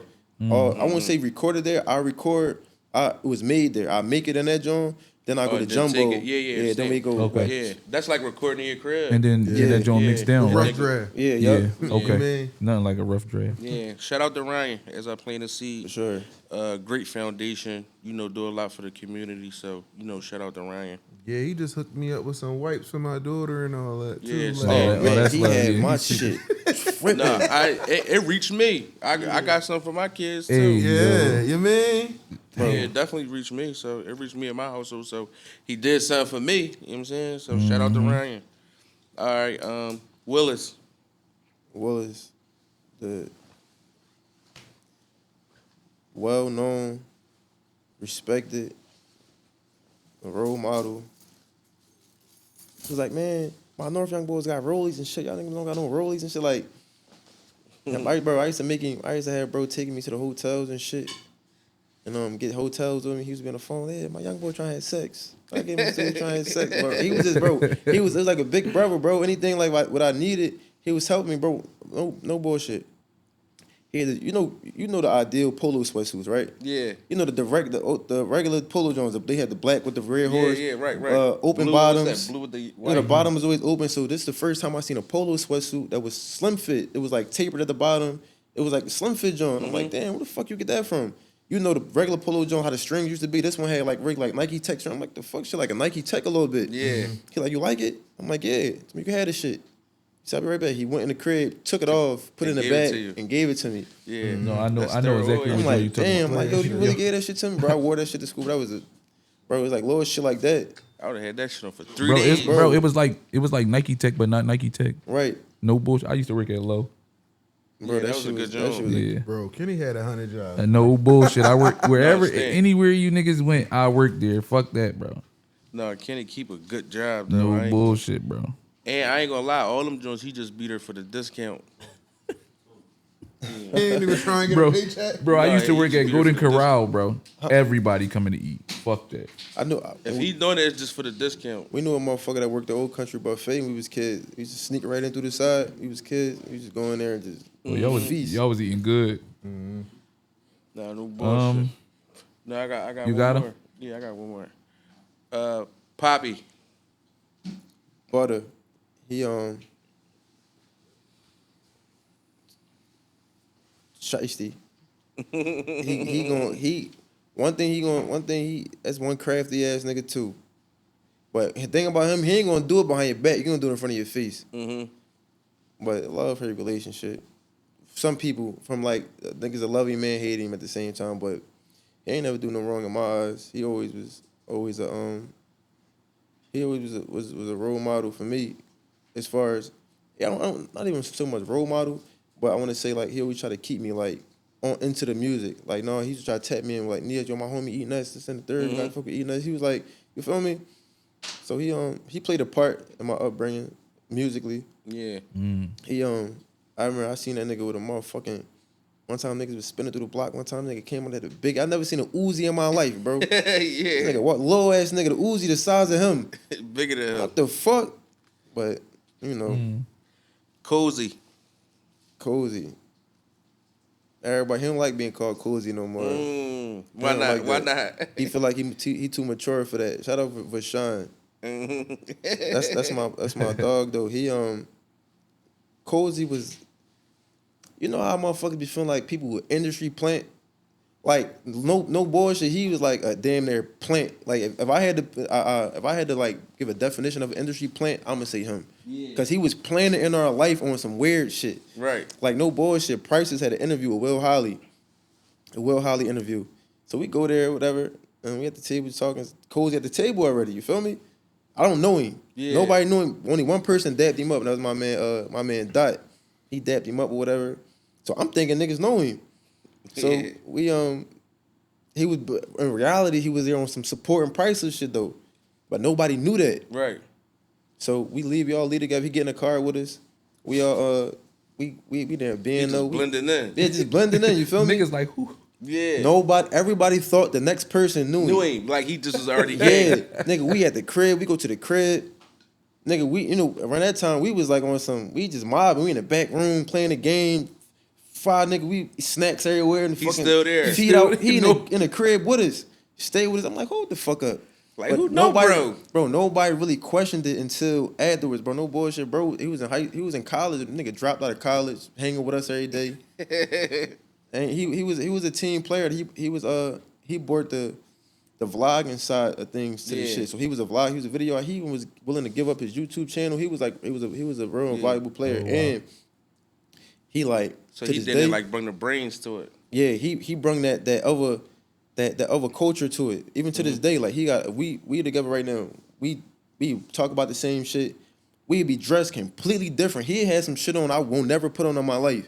But and he got a whole fan or he got a whole crowd that's their world. But our world's still intertwined. Like I have him on the block with me, and the whole time he don't even know. Like it be bro, I ain't gonna lie. Right there. No, we be talking back and forth. We gonna bring him up to talk about stocks and all that stuff. Yeah, he a can boy. Like, he sharp with that shit. I ain't gonna lie, that nigga was my accountant at one point. Yeah. So we can inform the youth on like what's going on, because if it ain't in your face, you won't know. For sure. So I see what bro got going on. I reached out to him. I'm like, damn, bro, I'm starting a pod. Like he got a million things going on. Yeah. You ain't gonna get bored. I be watching him. He'll tell you. I just saluted him the other day. Like, no, like motherfuckers need to see what you got going on. You know what I'm saying? And he a trier too. Like he ain't scared to try some shit. He gonna do some shit that you ain't. Like, I ain't fucking with that. He gonna I'll fuck with it. Cause you already failed if you ain't try. Sure. You gotta at least try. We trying with this shit. Yeah, no We trying. You know what I'm saying? Good. Hell yeah. We definitely trying. So I want to go to a very important date in your life. Why you make that face? You know where I'm going. I know where you going. we got to touch on it. November 8th, 2023. Right? Can you walk us through that day? Like from the time you opened your eyes. From the time I opened my eyes. It's so crazy, right? I'm trying to remember how that day went. I know earlier the day, I can't remember how the day started, but I know like towards the end of the day, I know I was still preparing for, I know my homie Janaza was the next day. And so I know I was mentally preparing for that. And I know I seen my mom and them. I was with cool, bam. Damn, this shit's so crazy. I had just picked up, I don't even get into that. We ain't gonna get into that. But I'm gonna go to my mom's crib. I left my mom's crib. And I was with my little sister, and my little sister was like, wait, hold on, wait. I'm like, what? What's wrong? She said, I need you to take this bracelet. She like, take this bracelet. It's gonna protect you. Crazy. I'm like, all right, honey, give it to me, come on. So she gave me the bracelet. She put the bracelet on me. You just trying. Yeah, I'm just trying to hurry up because you feel me? Yeah. My little sister she always got some shit with her. She always got some shit she making or something like that. She was real creative. So she gave me this bracelet, told me to wear it. She said, this bracelet gonna protect you. And I left from my mom's crib. And then I went to, I was about to go, I met folks. The girl had got shot with, and we had went down what was it, Lock Bar? Yeah. Lock Bar was new. I think it was just open or some shit like that. Yeah, it was fresh. Went down there, and then, before that, I took that motherfucking bracelet off before I got out the car. I'm like, this bracelet, I took this shit off, put it in a cup holder. Trying to be cool. The shit was tacky as shit, bro. It ain't fit the light. It ain't go with the light. It ain't go with it. And that shit was cool. And then went out to eat. I was in there, me and my homie, and it was chilling. And then reality check. Went in there. We left out of Lock Bar. Cool. So not to cut you out, what you ordered in Lock Bar? Like what was? Because technically it was like your kind of like your last meal. Could have been your last meal. So what did you eat? Like lobster tail. Yeah, that's all I remember. I think I had a crab cake too, if I'm not mistaken. I think I had a crab cake too, but yeah, it's so crazy that you say that because that was one of the thoughts. Like I had a weird ass thought. I ain't gonna lie. Like like on some funny on some funny ass shit. When I got hit, I was thinking like, yo, I wonder if what I just ate gonna come. Like I was wondering thing like how the fuck does this come? Bro, it's some goofy No, ass I ain't shit. gonna lie. Bro. It's funny that you said that, bro, because that's one of my questions. You get what I'm saying? Like, but we gonna. Yeah, I'm gonna still ask it I ain't though. gonna skip the. I ain't gonna skip the process. Cool. Damn. All right. So, I run the story down. Bam. We get out. I go to Lock Bar. We leave Lock Bar. Cool. Pull back up to the shorty crib, and she get out the car first. I get out the car, and I double back though. I had to go lock. I went and go lock the glove box. I'm about to, nobody, bro, I ain't really get nobody the real, you feel me? Yeah. I'm about to just give it to you. So I go back and she got out first. Even if I show you the video of this shit, you can see like she got out first. I was the lead. What really held me back a second was I went and locked the glove box. I had like 50,000 on me. And that was part of, before, I ain't gonna get into that, but I had picked up some bread from my folks. I had just came back from a trip. She was holding for me. I had just left one of my old cribs.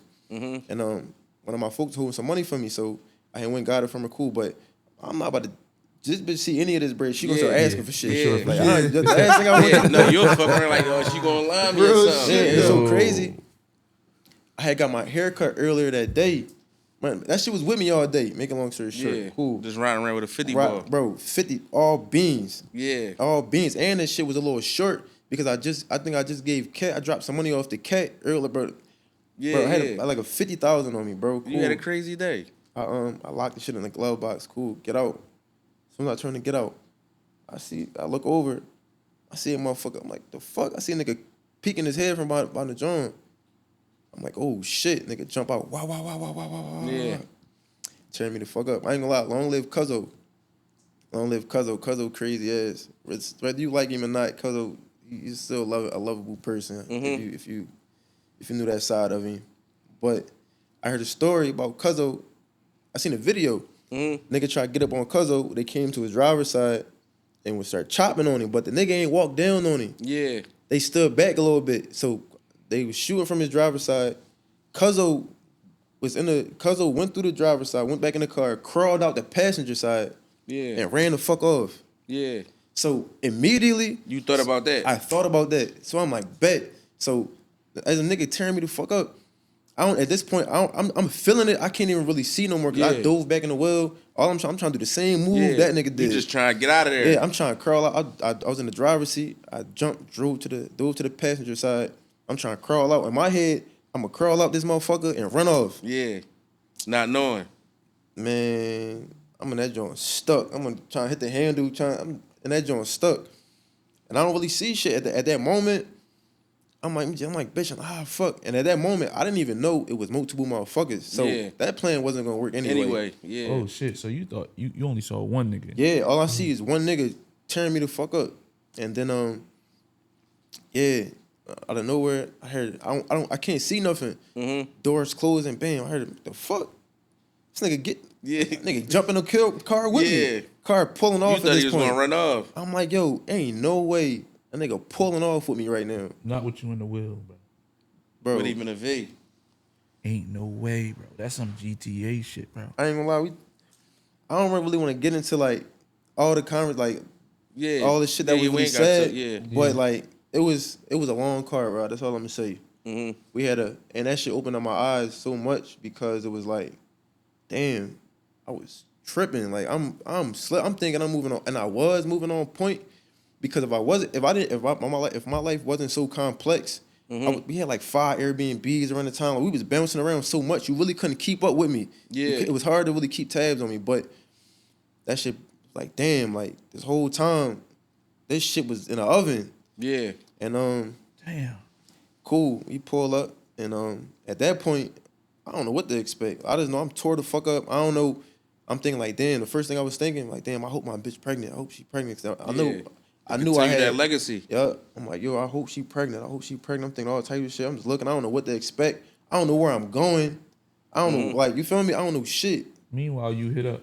Yeah, I'm tore the fuck up, and at that point, I don't even know how many times I'm hit. Yeah. I just know how many shots I heard. That's because the adrenaline be rushing you on. Like, I mean, I don't know. I ain't never get tagged, But just from hearing like the stories that everybody say, yeah, adrenaline rushing, so you don't even Yeah, you couldn't feel it. Yeah. Only thing I felt, out of the whole time, only thing I felt was, I felt my stomach was aching, and like my nuts and everything was wet. I felt like I peed on myself. Yeah. But for real, my fucking hand bones hanging out my hand. So the whole time I'm holding this right here, I see all the bones and shit out. Yeah. And I see big ass holes in my pants. So I knew I was hitting my legs and shit, but I don't really know. Like, you feel me? Because you can't really pinpoint it. Yeah. Like, Yeah. So what's the thought that stuck out the most, in that moment? at that moment, where the fuck is we going? Wait a minute. Time to fuck up, bro. The nigga that's driving is the nigga that shot you. Correct. Yeah. That's wild, Possibly. bro. Allegedly. Oh, allegedly. Allegedly. Allegedly. We- Allegedly. Either way, somebody's talking to you. Yeah, all I know is that I got hit, and then that motherfucking car pulled off. But somebody's definitely talking to you. Yeah. We talking. Yeah, hell yeah. We For sure. And you got to talk to stay the fuck alive. No Yeah, no bullshit. Like, bullshit. and Yeah. I'm master manipulator, so like I'm trying to get in the nigga head. You feel me? Yeah. Like that shit low key worked. Tell my bro, let me go. I'm thinking it's working. No, it wasn't working at that point. It wasn't working at that point. I'm thinking I'm doing something cool, and after that we you want me to give it to you? We in it. Yeah, I ain't gonna lie. I need to know. Yeah, Like, nigga, Yeah, we because in I'm it. trying to figure out when the cars stop. Like, nigga, did So they? look, yeah, we it's a Just half give an us hour. as much as you could give us without. Yeah, yeah. It's a saying? long car ride. That's all I can say. It's a long car ride. Bam. We pull up to the car stop. Mm-hmm. I'm looking around like, all right, what's next? Because at that point, I got shit on me. So it's like niggas ain't taking this. So it's like, what the fuck is we here? Like, what's Right. really like? What's the end all be all? Mind you, it's 50,000 above my head. I ain't Yeah. telling nobody about nothing. Like, you feel me? Yeah, Like, you got. Yeah. In my head, I'm hoping my folks find this shit because I'm dead. Like my head is like I don't think I'm making it out of this. Yeah. So I never told nobody that I had 50,000 above my head. Mind you, I was under the floor. I'm on the floor on the passenger seat. Passenger side, yeah. I'm just Under looking the- at this the money. glove. I'm just thinking like, damn. So cool. We go from there. Car stop. Bam. Doors kick open. I look over. I see all these motherfucking blankets in the back seat of a car. Yeah. What the fuck, bro? I feel like I'm in a movie, bro. No bullshit. Door kick open. Car next to me, and like one of the niggas was like, "Yo, get up." I'm like, what?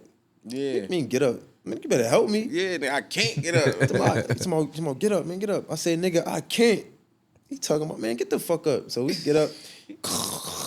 That's all I hear. Nigga shoot you up, don't even believe he just shot that's you my up. motherfucking, Like, my legs cracking, bro. I hear a little crack, like my shit buckling and shit. So, nigga, they threw me in the wheel, whatever, cool. Throw me in the back seat.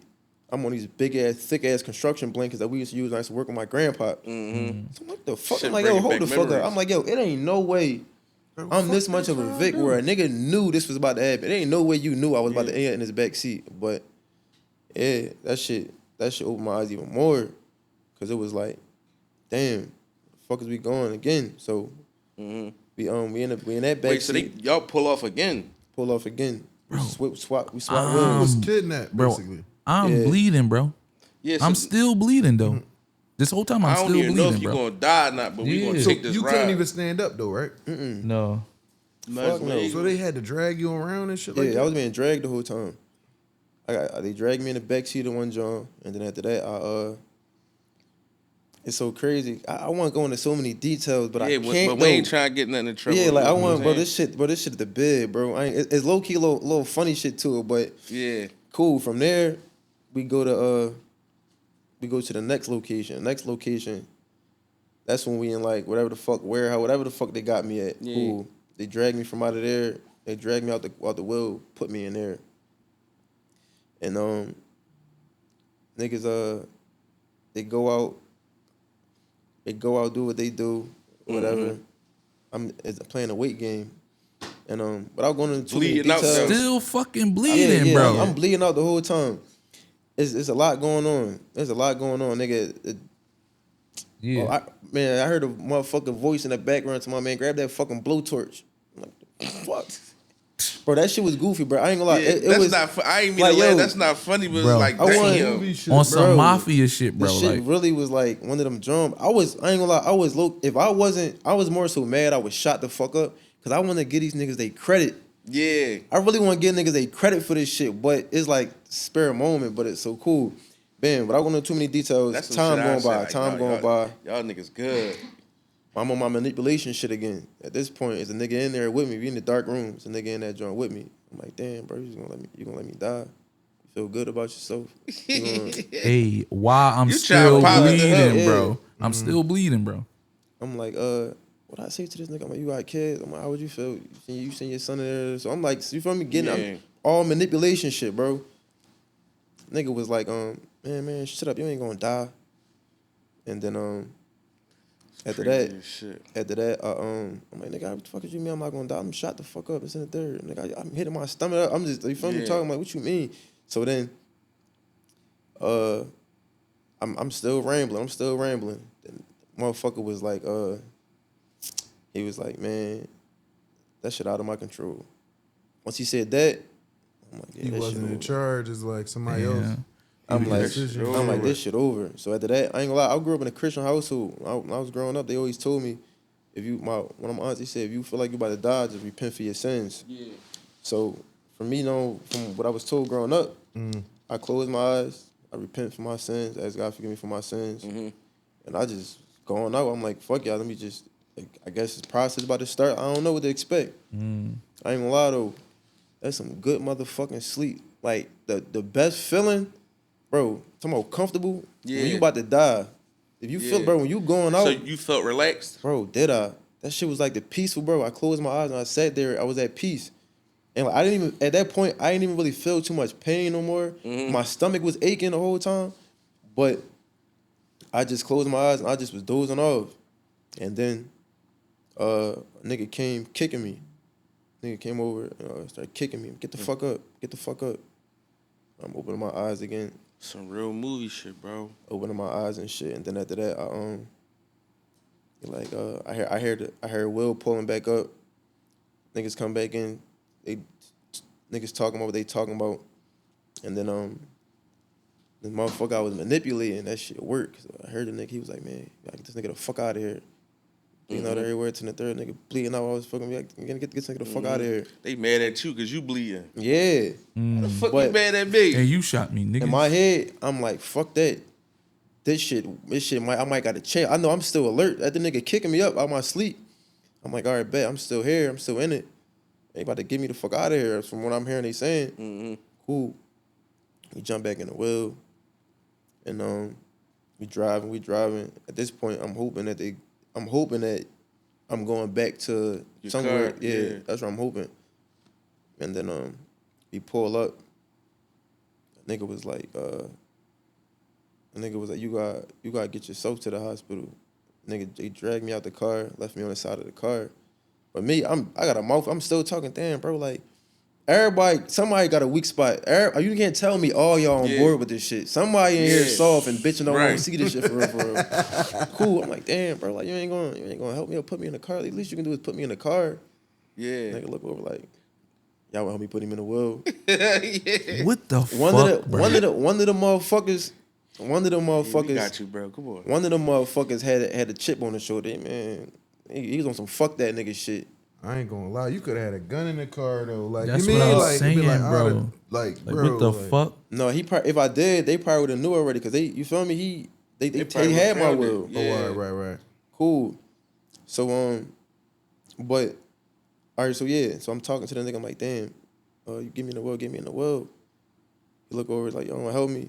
One of the niggas, that manipulation shit, the nigga I was getting back at the spot, Right, and I was telling the nigga like, damn, I was getting in his head too. He became the nigga that came over and helped me, threw me in the wheel with him. So they came over, they stuffed me in the wheel, and after that, I'm like, damn. But I thought it was a good situation, and so I'm like, damn, bro, like I can't get my phones. You ain't gonna get my phones. Like your phones in the armrest or some shit. Or some shit it was, but this shit ain't make sense because I don't even want to say too much, but I knew my phones wasn't on me no more. You feel me? Right. I knew my phone wasn't on me no more. So I opened the armrest. I seen a green. I always kept a bunch of phones. The 2 phones that was in there was dead. They was dead as shit. It was green iPhone. I remember shit like it was the back of my. Yeah. It was like green iPhone with a clear case. It was another joint. And I look at them. I know these fucking phones dead. So after that, I'm trying to start the wheel. At that point, I'm really realizing like I can't do shit. Yeah. I got no really function over my legs for real. So it was like I can't. I'm trying this shit, bro. This shit was goofy. I'm holding this shit, trying to push the fucking start button. Shit not doing nothing. Yeah. So I'm like, what the fuck is the keyboard? I'm just like in that joint stuck. And after that, I look over. I'm fiddling. You know, I kept a bunch of phones. I'm fiddling, looking around. I know there's a phone in this joint. I know it's something in this motherfucker, bro. I tell you, I look over. I dig my hand down. Found that iPhone 8, bro. I picked that shit up with 2 fingers like this. Shit bloody as shit. Mind you, I said this whole hand bones. I picked this shit up. Wiping the fucking, trying to wipe all the blood off this shit. I'm looking, the shit got a battery, like, bro. I'm like, ain't no fucking way. Yeah, it's some. I hurried up. Bro, movie shit, bro. The shit don't even feel real. I'm like, there's no way I'm going through this right now. This don't even sound. This sound crazy as shit. I picked the motherfucking phone up. Text your pot. First thing I did, I went to Maps. I'm like, where the fuck am I at? Then I'm calling 911.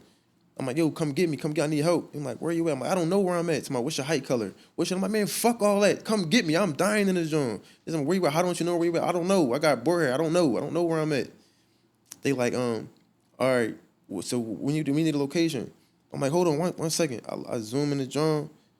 Shit tell me, bro, you know how normally you had to put together the blocks. You had to put down, this Broad Street, this Allegheny, this something. Bro, none of that. I ain't do none of that. The shit was smack there, bro, this day. I zoom in, it said something. Yeah. Straightforward apartments. I said, say I'm at I never seen the address read that straight through before. Right. On some Google, on some iPhone map shit. And they like, all right, help is on the way. Cool.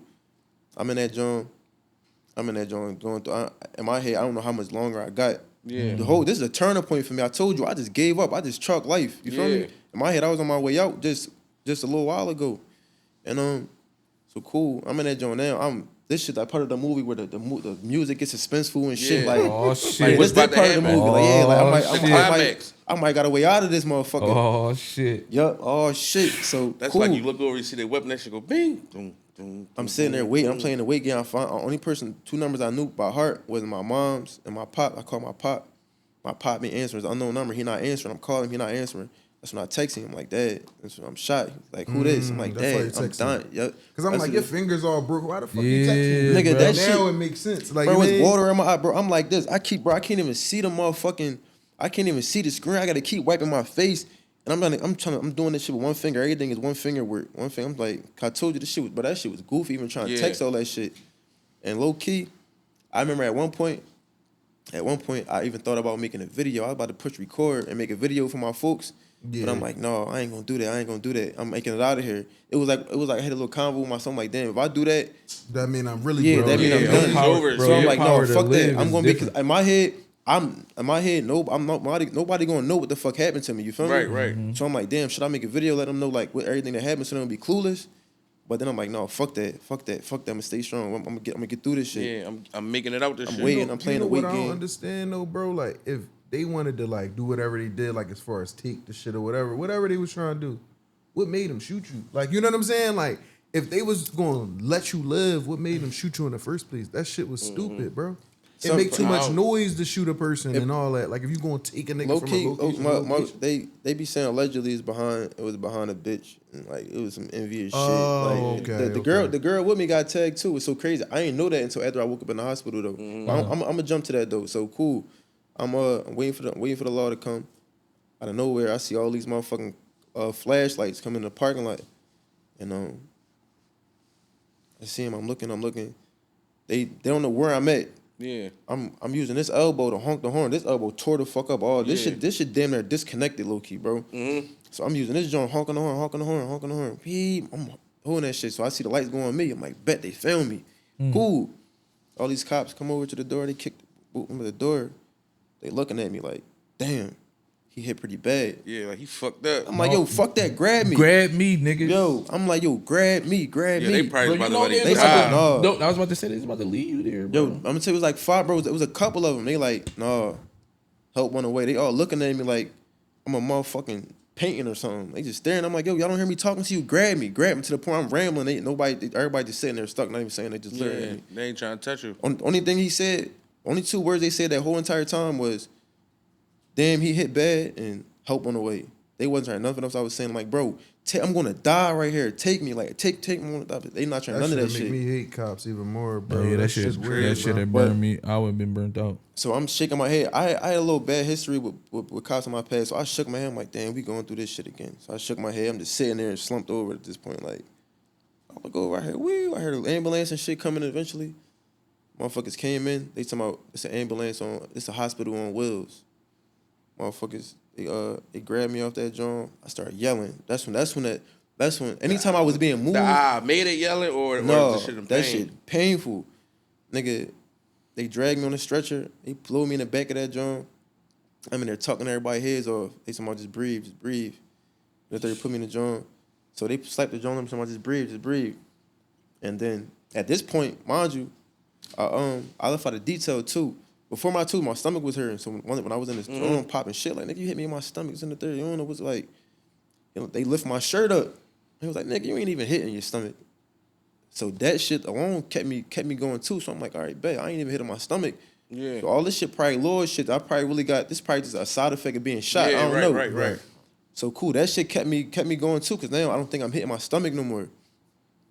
Nigga, they get the cutting shit off. I had a paradox. So that was mad as shit. That was my favorite joint. They cutting the shit. I'm like, fuck. They took all my clothes and shit off. Nigga, they zip tying everything. Fuck. So after they zip tying everything, nigga, they start counting. All right, cool. 1, 2. It's right here. 3. They zip tying the bullet holes? No, they zip tying. Yeah, anywhere they say wound, they zip tying to stop the pressure from coming. Cool. So as they counting 5, 6, 7, 8, 9. Oh, it's one back here. 10. Oh, it's one right here. One at the end. 11. I'm like, what the fuck? Man, so at this 50 point, cent now. This shit, bro, crazy. when I mean to tell you, bro, I thought I was hit max at 3 times. I'm like, all right, my head, I know I got hit in my hand. Yeah. I know my elbow And your hot, legs. my hit, and I know I seen 2 bullet holes in my pants leg. Bro, when they started counting all them fucking bullet holes, I'm like, ain't no fucking way. And after that, that's when my anxiety went through the roof again. I'm like, yo, I'm gonna die. They was like, no, you ain't gonna die. And then that's the last thing I remember. I'm like, how far is we away? They talking about we almost there. And after that, I heard him call the dispatch saying we had one coming in. And I went out. I passed out after that. Yeah, fuck it, I made it. Bro, what the fuck, bro? So when you get to the hospital, how many surgeries you had? I had 7. Total. Yeah, I had a total of 7 surgeries. That shit was wicked because The doc performed a miracle on you. yeah. So when I got there, mind you, I wasn't conscious. This is what they telling me. My folks telling me. They said when I got there, they was telling them how many times I was hit or whatever. They said in surgery right now, whatever. They put me through the first surgery, and then he came out and they said the doctor told him like, yo, there's a good chance like he ain't gonna make it. Mm-hmm. They said he may not make it through the night. I just want to prepare y'all right now. And they were saying everybody broke down crying and shit, but when everybody sat out there, prayed on it, and then they said nigga came out 8 hours later and said it's a miracle. He pulled through. Mm-hmm. That's heavy. And at first they were saying they couldn't see me because they took all my insides and shit out. Mm. They said I was in there open. They said his body wide open. And Damn. they had to cut shit up, put shit back together. There was a lot of shit they had to do, but they said nobody can't really see me right now because my shit was open and they didn't really want no germs and shit. So first they had me open, and at one point I remember when I first woke up from this shit, I remember I was talking. I opened up my eyes. So I'm like, wait, the fuck? I'm still here? Yeah. I'm drugged the fuck up. I can't really, every shit like a movie, bro. All I see a little ass, I'm just looking at her, Mr. Minor, da-da-da. They trying to talk. So a nigga trying to tell me what he did to me. We took out this, da-da-da. So I'm guessing he trying to tell me what was going on down there. Yeah. But I'm out of it. I just hear him telling me, like, we did this, we did that, you have something. So and that shit faded out again. I don't remember shit. Then the second time I opened up my eyes, that nigga was in my face again. He was like, yo, it's time to breathe on your own. Yeah. And I'm like, he started counting. I'm like, oh, I'm trying to tell the nigga, hold on. Yeah, I'm trying to process what's going on. He just counting 1, 2, 3. And it was like, I'm guessing he took whatever breathing shit out I had. So I'm gasping for air. I'm like, and then after that, I'm like, the fuck? And then I was able to see motherfuckers one by. I don't really remember much, but I remember seeing faces one at a time, one by one. I was seeing different family faces, and that shit was breaking down. What Like, the time frame was like? Was this days later or like? yeah, a I think day it or was. two? Yeah. I think this was might have been the next day or day later, maybe 2 days. I don't know how it went. I Well, can't remember. they had to put you under. They had they put Yeah. you under. Yeah. So that feeling you was feeling of being shot in the stomach, you never was shot in the stomach? No, I was. I got shot like 3 times in the stomach. I had one of the bullets came up, went up here.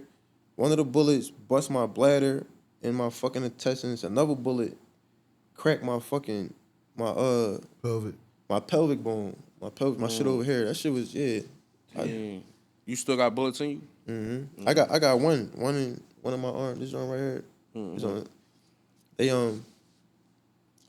yeah. So look, when you text your pop not knowing if you was gonna survive or not, right? Did this situation make you and your dad bond stronger than it was? Yeah, see, me and my pop always had a good relationship, so it definitely made it more strong because it was like, especially for being a dad, I can imagine, bro, if I had a son, my son put me through that, tell him you dying and shit, what the fuck is you at? You feel me? Yeah. So my pop told me when I fucking would probably thought you was playing. Get your stupid ass off my phone. Stop texting me. yeah, it's crazy because my pop said when he called, when I told him, he said well, basically when I told my pop I was dying, my pop was reaching out to police stations and shit. Oh, like, okay. yo, my son said he's somewhere dying. Like, he said he's somewhere shot the fuck up. Like, where is he at? So they was like, we don't know. Like, we don't know. But being as though my pop was doing that, that's how they figured out who the fuck. They said I was a John Doe. Everyone, like, feel me? Okay. Like they ain't know nothing somebody about me. called Diddy. He was saying, he ain't even had no identification. No, they ain't at know this nothing point. about me but they knew that my pop was calling around saying my son somewhere shot somewhere. So that's how they pinned everything together. They that's was like, heavy. Right. yeah, Yeah, So no, I know he that's asked normally about how your it dad. worked. Oh, go ahead. That's how it normally worked though. Like Right. when, like if a family member looking for somebody, bro, like, and it's like that serious, like they able to give you that Yeah, info, connect the bro. dots. Yeah. Yeah, connect the and dots. also they didn't where I got shot at. I didn't know the address where I was at or the location where they found me at. But when they asked like where you get shot at, I'm like, yo, I told them I was 227 Crane. So being as though I told them the address that I got shot at, then they put 2 and 2 together like, oh shit, so you must be part of this other shooting over here. So that shit was like a big ass mystery at first because Yeah. the girl got hit. But it just started falling up, like Yeah, coming everything together. started coming together. Yeah. So how was your mom after that shit? Because I know like we talk about your dad and all of that, but like how did your mom? How was she acting? Like, you mean? At first they told me they didn't want to tell my mom because my mom got like epilepsy. My mom got health issues, so they didn't really want her like going in there having seizures and all types of other shit. Like, so at first they wasn't really trying to tell her, but they was like, man, fuck that, tell her you tripping. So my steppop didn't want them to tell and want them to tell her, but yeah, she took it hard, of course. Yeah. As far as my mom though, she don't we don't. As far as the superwoman in that situation was my grandma. Yeah. Grandma was superwoman. She was coming up to the spittle every day. Bro, every day. Yeah. That shit made me and my grandma buying 10 times, 10 times crazier. crazier. Yeah. Is there anything you wish you would have did different that day? Looking back on it, Put that bracelet on. fuck yeah. You should've put No, that look, bracelet this why I left that detail out too. When I was in the car looking through shit, the fucking bracelet was in there. So it was crazy. After I recovered and shit, time go by, I told my little sister, like, yeah, my little sister tried to give me another bracelet. I'm like, no, I don't want that shit. Last time you gave me when I got shot, Yeah. she said, no, the bracelet not supposed to make nothing bad happen to you. It's gonna protect you if something bad happened to you. So I'm like, damn, all right, give it to me. She made you look at it different. Yeah. But if I could have did anything differently, being as though now, what I would have did, I probably would have not had all. Bro, I had all this fucking. Bro, my kit was crazy. Yeah. Like I had the AP I had was all VVS, bro. When I first got this shit appraised, nigga was like, yo, this shit is all like it was. You feel me? Yeah. Then he laced me with that joint. I had that. I had a fucking brand new Cuban I just had. I just spent fucking 40,000-50,000 on the newest Cuban I had. Then I had the Deets, bro. I was kidded, bro. Yeah.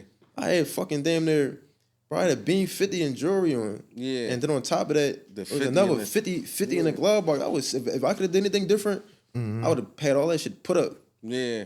But for real, that shit made out how it was gonna make out. And that shit just was a little goofy though, because coming out the hospital, like when I was able to wake up, first thing I'm telling my folks, I'm like, yo, where that car at?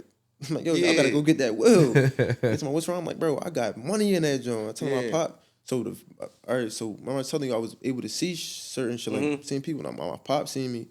I'm trying to tell him, my voice is going. I'm whispering. Right. This is what I'm trying to tell him, like the money I got in the car. I'm like, yo, go get the money. I got the money in it. It's in the car. I'm telling him, my folks that I got money in this nigga account over here. I got 30 grand in this nigga account. I'm telling him little shit because I don't know what's happening to me. Right. So I don't know really the outcome of what's going on. I know I'm up and I'm able to talk right now. So I'm trying to get everything all out. that, yeah. Yeah, so, but, they was, when they was asking me, like, so what the fuck?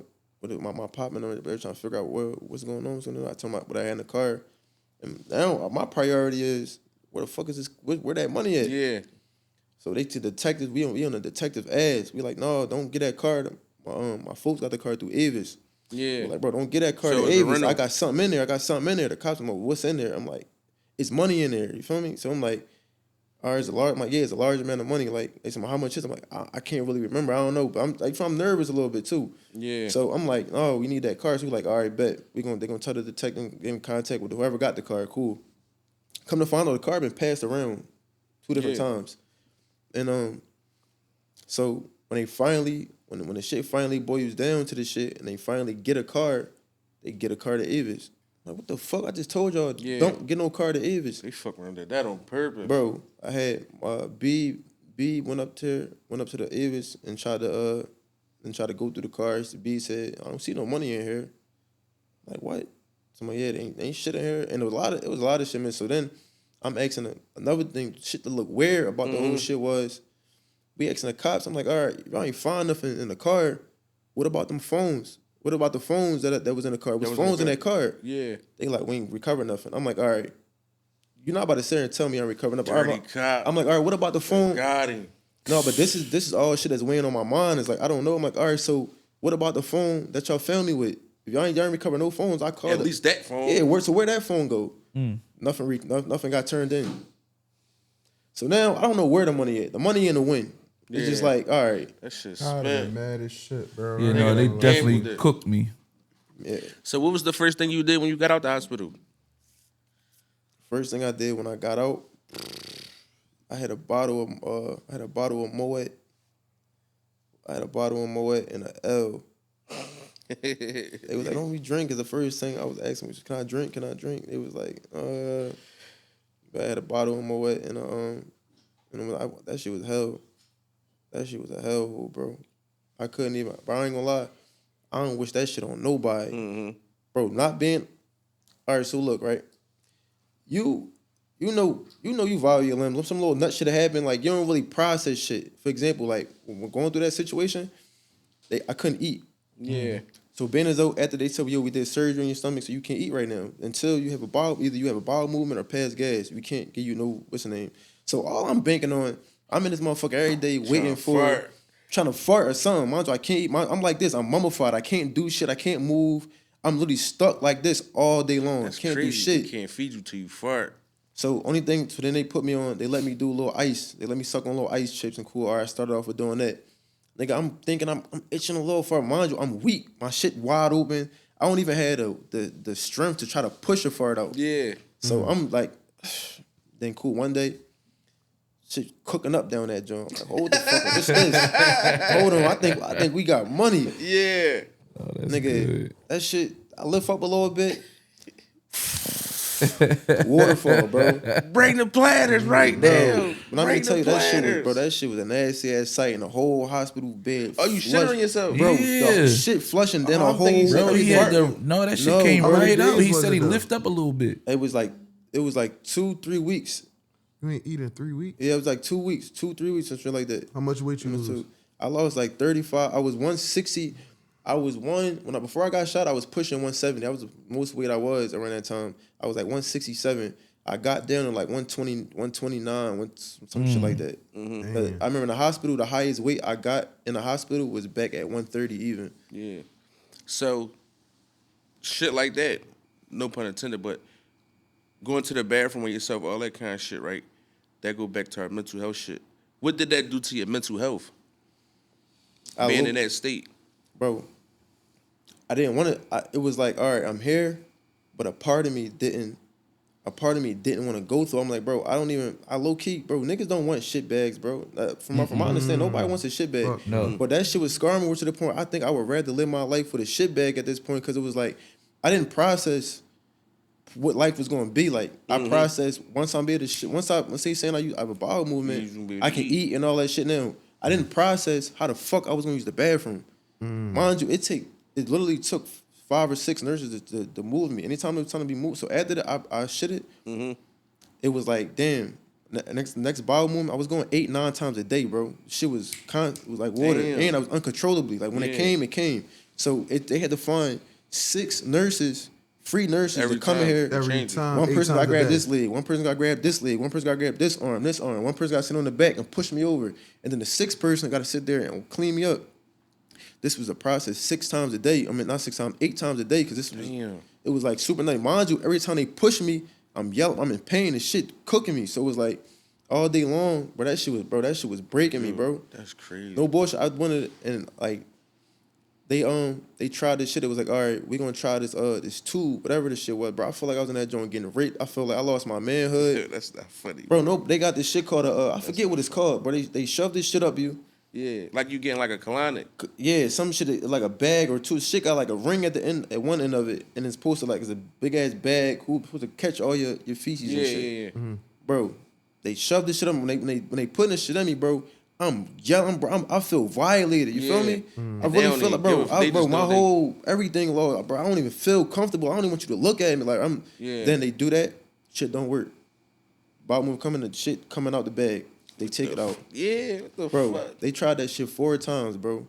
Different doctors. Oh, it's usually working. Usually, yo, what the fuck happened the 3rd time's a charm, bro? This shit not working. Yeah, at this point, like, I'm like, bro, y'all not doing that shit again. Like, y'all gonna have to just deal with it. Yeah. So at that point, they was like, all right, bet we gotta just imagine if you got all 6 nurses, women, and your shit on gummy. Yo, bro, I thought my dick wasn't working no more, bro. Ooh, I thought. You ever seen Martin?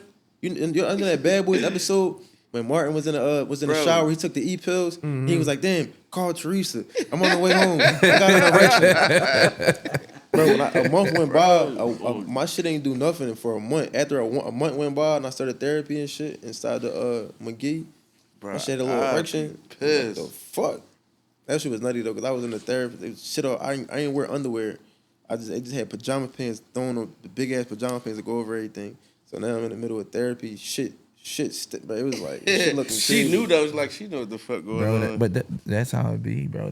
That part right there, a lot of people don't discuss that part when you talk about that shit. And I'm pretty sure that shit will fuck with your mental health. Yeah, I'm with my grandmom every day. My grandmom is the one moving my nuts to the side, cleaning, wiping everything, cleaning like your my baby ass, all over again. Scrubbing for my arms. You can scrub me, bro. No bullshit. I don't even have the energy to try to blow my nose.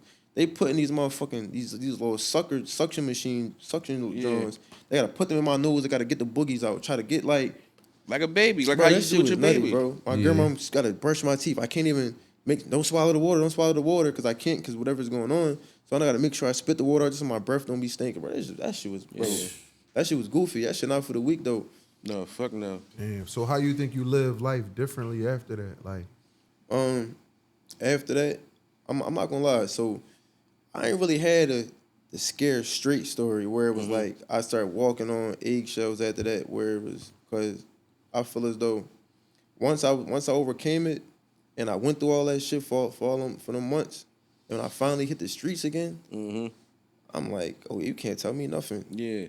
So you didn't felt invincible. I low key felt invincible. I wasn't even really scared. I wasn't really scared about dying no more. I was because at that point I hadn't been at my worst stage. I felt like I was near death, and the shit felt good to me. You feel me? The shit felt good as shit. Relaxed and peaceful. So I know, So it was like I'm not even scared of like my fears went out the window a little bit as far as the worst possible shit can happen. But as far as like moving around in the streets, it was okay, cool. I'm not really scared of death no more. But now it was like I came home like. I'm trying to put belt the ass. Like it's time you feel me? It's belt the ass time. No bullshit. When I was in the hospital and the cops came in, and mind you, when the cops first came in there questioning about shit, bro, it's no doubt in my mind, bro. It's like literally I have no ounce of any thinking anybody. Bro, I even told the customer, I'm gonna save y'all time. Yeah, About, you ain't right, think nobody's gonna get bro, caught. fuck no. That's the last thing. I'm like, bro, I'm telling y'all not finding out. Y'all not catching them balls. Y'all Yeah, not, that shit like, sounded like... that shit, they somehow, and they knew, like, basically, they knew, like, what I was on a little bit, you feel me? Because they was always like, yeah, don't take matters into your own hands. Don't take it into your own hands. We just, like, let us handle it. Don't take it into your own hands. So they knew, like, I knew a little more than what was going on, but that shit was nutty. What I was about to say about that shit, though? I lost my train of thought. What you were saying? I don't know. I No, forget. he How you came live home, your life? belt How the, you live your belt life the when you ass wanna- shit. He yeah, came but- back. Oh yeah. So like I that shit was goofy, but it was so crazy because the girl. All right, so look, this the kicker behind all this shit, right? Yeah. The kicker Because we is ain't never even go back to the girl part, but... the kicker is the whole time. I don't even know if I can get this up or not, but like I'm just getting in. Let's say I'm getting intel that this girl lied me. Let's Yeah. just say this. Whole entire time I'm getting intel from a Damn, I forgot to ask that question. Like, where you felt like... Oh, no, we kind of did ask the Yeah. question. You said you felt like it was over a girl. Yeah. yeah. So the whole time I'm thinking the girl lied me. I'm thinking she lied me. And I didn't really want to believe it. At first, all right, so look, at first I wasn't really on it. I'm like, no, she ain't really do it. That shit could have had some based Right. off the conversations me and the nigga was having, it was like, yeah, I ain't really think the girl had nothing to do with it. Yeah. But then just say a voice in the fucking clouds was just always giving me intel about how this girl lied me. Saying they was giving me, the shit was so goofy where it was like, motherfuckers done delivered me the videos of my shit. Yeah. Like, how the fuck you? So now I'm a believer. I'm like, you must know something if you got the videos of all my shit. You feel me? Yeah. I'm looking at my whole kit laid out. I'm like, damn. So they just feed me all this intel saying this, and they blamed it on so many niggas. They blamed it on Blumberg niggas, cause they blamed all these other motherfuckers that could have had. You feel me? Mm-hmm. That could have had parts of it, but they saying, yeah, the girl lounged in the third. At first, I'm like letting it rock. Wasn't really saying nothing back. Mm-hmm. And then the shit that threw me off, they said, yeah. So I'm telling her, I went back and told her, I'm like, yo, so what I told you her just keep picking her brain now. yeah, I'm at picking this her point. brain, and I tell her something that I was being told. The motherfucker hit me up again, like, yeah, like I ain't telling you this shit, so you can go back and tell the girl. So as you telling her that, she telling them niggas that it's somebody telling you information that's in the third. So is this like a fake page or not right? I don't want. All right, Yeah, all right, right. It's I'm being told this from somewhere though. Yeah. And so that shit fucked me up. So I asked her, I'm like, yo. So they tell me, yeah, and I'm like, yeah. So as you telling her that, she telling them, is niggas, somebody telling you information, you gotta be careful. Young, I told you this in the third, you be smart, this in the third. So they put me in a blender, but they put her on the platter. So I'm like, and then she even said, yeah, like one of the Jones they related to me was like, yeah, like she even tried to get them niggas to line you up when y'all was at the casino, when y'all was at Prime Rib at the casino. So I'm like, hold the fuck up. That's when the whole narrative changed. I'm like, bro, don't nobody know this. You feel me? Nobody, I never told us. None of my homies prior to that, none of my homies even knew I was at Prime Rib with that girl. I never. Oh, all right, I bet. So it was like, so I asked her, I'm following you, but I know. All right, go ahead. so I hit her. I'm like, yo, how the fuck? I'm like, yo, who you tell that we was at Prime Rib? She was like, nobody. I don't know. Like maybe like one of my friends or something. Maybe, but if I did, it probably just was like saying how we just with each other. Maybe, but why? Like what's happening? Like, so her energy don't make it no better. She jittery. So is they painting a narrative like it's the girl, but it's not really the girl? Yes. And then it come out like, Yes. oh, so they was trying to like put it on her type shit. Yeah. Once the Prime Rib shit happened, I'm like, I never told a soul. No, a soul should not know that I was with Prime Rib too. So now I know there's some truth to this shit. And I asked her, her energy was shaky. And I'm like, I'm gonna call you back. Boop, bung on her. Yeah. Ain't talked to her since. So you think she even answered your calls, so you won't think she had something to do with it? No, cause yeah, she was scared too. I ain't gonna lie, cause at that point it was like speaking plainly, bro, niggas was trying to press play on her. And that shit was like, I was in a tight position because I'm like, bro, at one point, did she even tell you too? I told him like, listen, at the end of the day, cause you know how niggas is coming. I'm like, bro, at the end of the day, if that girl did lie me, let's just let her getting shot be her karma. Yeah. Let's just be her lesson learned not to do dumb shit. If she really did, I'm put it still together, here. Fuck because it. I can't really Yeah. see that happening to her. You feel me? I wouldn't want nothing like that to happen to her. So just let that be her karma, and we gonna move on from that. We gonna move on from her. Niggas like, man. So I ain't gonna lie, that shit was a war, bro. And then after that, the shit ended up okay, cool. Everything blew up. Mind you, I cut all ties with her. Yeah. She used to be sending me a little motivational shit, and I was being an asshole. They can't tell me. I'm like, I'm doing you a favor by just talking to you, Right. by even just listening and letting you still contact me for. To my head, I'm on Because it, I don't even really know if you lied me or not. bro. So it wasn't until I got out the hospital and I got out the hospital sometime in January, and it was like March or something. So the law blown, but it was like a domino joint. So my pop, the only phone number they got at the time was my pop. Yeah. They blowing my pop up, my pop spinning them. Oh, he don't got no phone. He don't got this. We can't really he up staying somewhere. Can't afford that shit. He it's too much going on. We don't really want him to have contact with nobody. He's somewhere staying up with my mom. Nobody really talking to him. He don't got no phone. We don't give him phones enough. So she's telling me, my pop trying to kick them like they got no contact with me. And but they pressing me. Well, they pressing my pop. And then after that, my pop, I'm like, yo. So my pop standing firm, you feel me? After that, he like, yo, the last time you talked to that girl? So I'm like, I don't know. I stopped talking to her. I cut her off. He was like, I don't know. Maybe she knows something. So I reached out to her. I'm like, yo, call me when you get off work, whatever. So she reached out to me. And then, boom, everything started coming to play. Everything she was spilling me, give me the whole rundown, everything that was going on about what really, about the shit that I was out of the loop of. And I'm like, damn, yeah. So you really ain't, so all that blew up that she really ain't lying me. Yeah. So I'm like, damn, I've been acting crazy this whole time and you really ain't lying me. Yeah. And, but I'm like, whatever you do, like, don't, because they used to be asking her, you talk to him? Did you ever talk to him? She's like, no. She was even saying, no, I ain't talked to him and shit like that. So I was like a ghost low key. The cops asking her this? Or? Yeah, they trying to do whatever they can to get in contact with me. Yeah. And I'm like a ghost. And then this shit's so crazy because my mom, one day I'm leaving the studio. One day, my mom don't really, anytime my mom call, I try to make sure I answer her phone because my mom made her feelings about me not answering the phone. So it was early in the morning. I'm pulling all-nighters, left the studio. It was like 8 in the morning. My mom called me. So my nickname Jay. He used to call me Jay, whatever. And I'm like, hey, Jay, I'm like, what's up, mom? What's wrong? It's a detective right here. I gave him your information. I gave him your phone numbers and everything. Yeah. He said he was trying to get it. I'm like, wait, what? Yeah, you mom don't know. Yeah, she ain't. I'm like, mom, no. Then whole time she got me on speaker.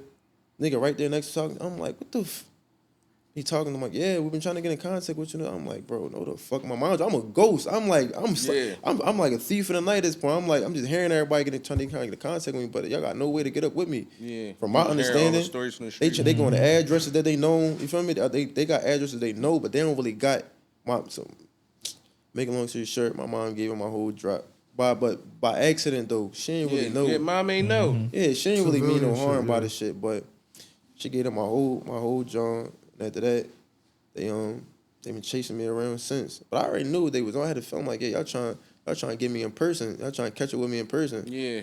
So they're like, yeah, well, we can just meet up here. We can just do lots of things. And then at me running, the nigga sent the subpoena. The nigga sent a subpoena via text message to me. He sent a subpoena like, through. Fuck, we ain't gonna catch up with him, huh? Right. He sent it through my text message, and they got it to my crib. Yeah. I was like, fuck. Right. That shit was a whole different style. I'm gonna see where you're gonna go with it though. Yeah. No, I see you made a post in song called Perjury, right? Addressing the rumors of, I guess allegedly, like, you was telling it all that. Hell yeah, these the people I guess who was alleged, the people who did it, whatever, got caught up. So can we get into that? Like, why did you feel the need that you had to address that you not telling? And it's so crazy. I was warned. I went through like a joint with my homies about that shit. Niggas like, man, don't explain, man. Fuck that shit. Fuck that shit. I'm like, bro, I'm not about to sit and then nobody play with your name. Like, bro. I ain't gonna lie, the shit. It was like at first it was like a joint where it was. So a nigga was always like calling home or some shit. Like it was already some little words being said. Mm-hmm. So I knew what it was on, but then I remember what's that motherfucking page called fucking, it's one of them fucking messy ass blog pages. Was DMing me and shit, and they was in my folks. They said, yo, tell Lil Niddy check his DMs in the third. So I seen everything about the play. I'm like, he was like, yo, we need a check. I'm like, a check for what? The fuck are you talking about? Right. Mind you, but I'm on my whole other mentality. I chose not to play the game with him, but I was about to spill a whole, like, nigga, you know how much messy shit you post on this page? I was ready to drop the nigga address, everything. Like, nigga, I come to the, but I was about to play feeding it with him, but I ain't feeding into this shit. I ain't even. Yeah, that's but good. I ain't gonna lie, That's bro. At first, when the shit for it was 1 whisper, 2 whisper, 3 whisper, and at the while, I ain't gonna lie. First, it was like the fuck. I'm hearing everybody being just talking to him, and then at the while, the shit started stroking my ego a little bit. Yeah. Cause I'm like, damn, how the fuck is everybody? I didn't even know like I was that. I didn't know that was that much of like of a factor. Where it's like everybody more so worried about this shit. So Yeah. that shit blew up fast. But yeah, bro, that shit was nothing. Motherfuckers tried to end me with that shit, bro. And you know, So what made him feel like you was telling? bro, motherfuckers told me, they said, being as though, it's so crazy. Me and one of my homies even fell out about this shit. They said 2-3 different things. Somebody said, yeah, even if you go down there, being as though that you went down there, that still counted. You wasn't supposed to go down there or whatever. I'm like, all right, listen, whatever, some people say you're supposed to do this, you're supposed to do that. Whatever rules you follow about, what you follow about. From my understanding, when I first got hit with this opinion, I went to my home, I'm like, bro, what the fuck do I do? Like, what I'm going, like, is they going to book me? Mind you, at this time, I'm still fucking leg, everything fucked up. I'm still all out of commission. I'm like, bro, they going to book me? They like, yeah, they going to book you. That's some fed, you feel me? They like, yeah, you going to get locked up if you don't go. So I'm like, all right, what do I do? I'm asking how I go about it. How to carry it. They like, all right, just don't say it, you feel me? Just don't incriminate. Just from, I don't even know how, if this, make a long story short, bro, they said just don't, Yeah. you feel me? You know what to do and what not to do. I'm like, all right, bet. And so finally, I started running, and one of my old heads even told me a story about how his wife went through a similar situation. He told me how his wife and his daughter got shot. He told him not to go down there. He held him, told him don't go down there or whatever. They came kicking through his door, booked the wife, and they didn't want to book the daughter because she was a minor. Yeah. But they said, make sure you bring her down to this next court date, and booked the wife and made the wife sit all the way into the next court date, Yeah, so it was like, so you ain't want to go through that. yeah, I ain't want to do none of that shit. Then it's like, I ain't can't have nobody kicking in my door. Nigga kick through the door at the wrong time. It's like, there's a lot of factors, a lot of shit that's being thought about right now. So cool. I go down there, shit played out how it played out, but that shit was for real, bro. It was more so a motherfuckers not knowing what's going on. Like if you a nigga that you really know what went on in the case, certain motherfuckers was like, damn. A nigga was like, yo, that's telling. You mentioned it said it was money went missing. First of all, if you really know, first of all, the amount, if you from the back, you like niggas know what's what. Yeah. Cool. Not one time, if you was there, you know the speculations could have been them, the cops. All we know is this motherfucker money went missing. When the cops came and asked me about this shit, I'm going back on my word a little bit. But fuck it, I'm about to give it to you raw, bro. I'm about to just give it to you raw. But I don't want you to say that where you feel like it's going to, affect the case or nothing like that. Okay, cool. So when the cops asked me about this shit, when the last time you seen it, last time I seen the money was earlier that day. So wait, you locked the, mind you, they know about the money because that's my main priority. They know it's money missing because I'm pressing them about this motherfucking Jeep. Like, where is it? You feel me? So cool. When the last time you seen the money? Oh, earlier that day. So you seen it earlier that day? Yeah. So you went your whole day with it in there? I'm like, yeah, I guess you valeted the car with it in there? Yeah. Valet had my keys and my car while the shit was in there. That's a variable. Oh, it was, bro, so many different variables that you can't say, me going back and forth with these cops about money being missing, about me asking them is the money that's in my Jeep is saying I'm telling on somebody. I never once said that them niggas took no money out my car. Right. They know that it's money missing because money is missing. But yeah, so I opened, it's just so many different variables it could have been. You can't charge a nigga with saying, oh, money went, you feel me? A lawyer eat that shit up. He said he get a car. Right, it's too many reasonable doubts in that situation. Yeah, it's too many factors that. Because in the song, you was on the tip like, well, they only facing robbery because the bag. Cool. When they, because of nothing I got going on. yo, so did you see them take it off? No. I never physically seen nobody take nothing off me. Like I know it was on, bro. The girl, bro. When I woke up at the hospital, bro, they had pictures blown up on my chain, in my face, showing me, yo, this shit chain. Yeah, that's it. Everybody gave them. It's so crazy. Morris not saying that that's what people was concerned about, but being as though I was alive, now everybody trying to figure out where is this at? Where is this at? So everybody gave him everything I had, bro. It's pictures of me. The girls even told, bro, from the rip. I was out of commission. I was under.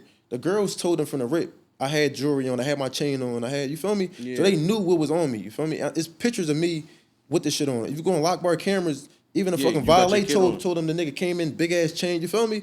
That's like everybody know I got my chains on. So cool. Yeah. But me personally, I never physically seen nobody take nothing off me. I don't know. I know it was on me at one point, but I woke up and the shit is gone. I don't know what happened to it. So it's like you can't really. Bro, I don't even really want to go too deep on how this shit got caught up, but man, I can. Because that shit is it's public knowledge. Yeah, it's public, bro. Motherfuckers did all types of dumb shit and had the nerve to be like, mind you, I didn't from.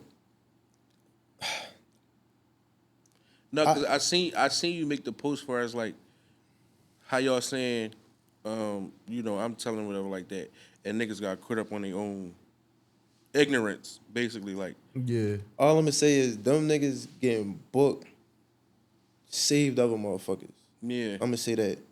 That shit was like, bro, the streets. If you knew what was going on, that shit was in the up, bro. I ain't gonna lie. To this day, I don't trust. Like to this day, my trust issues went even through the roof because I seen how motherfuckers was playing about that situation, bro. Like if you, bro, the way niggas was playing ball about that shit, but it was like making long shit, but them getting booked save other motherfuckers. Yeah, like bring some clarity to the situation. Yeah, brought a lot of clarity to it because I ain't gonna lie, shit was all over the place and everybody was a very. It sound like the way they moved, the niggas did this shit so good. I really don't know who did this shit. You know what I'm saying? So if they ain't never get caught up, right?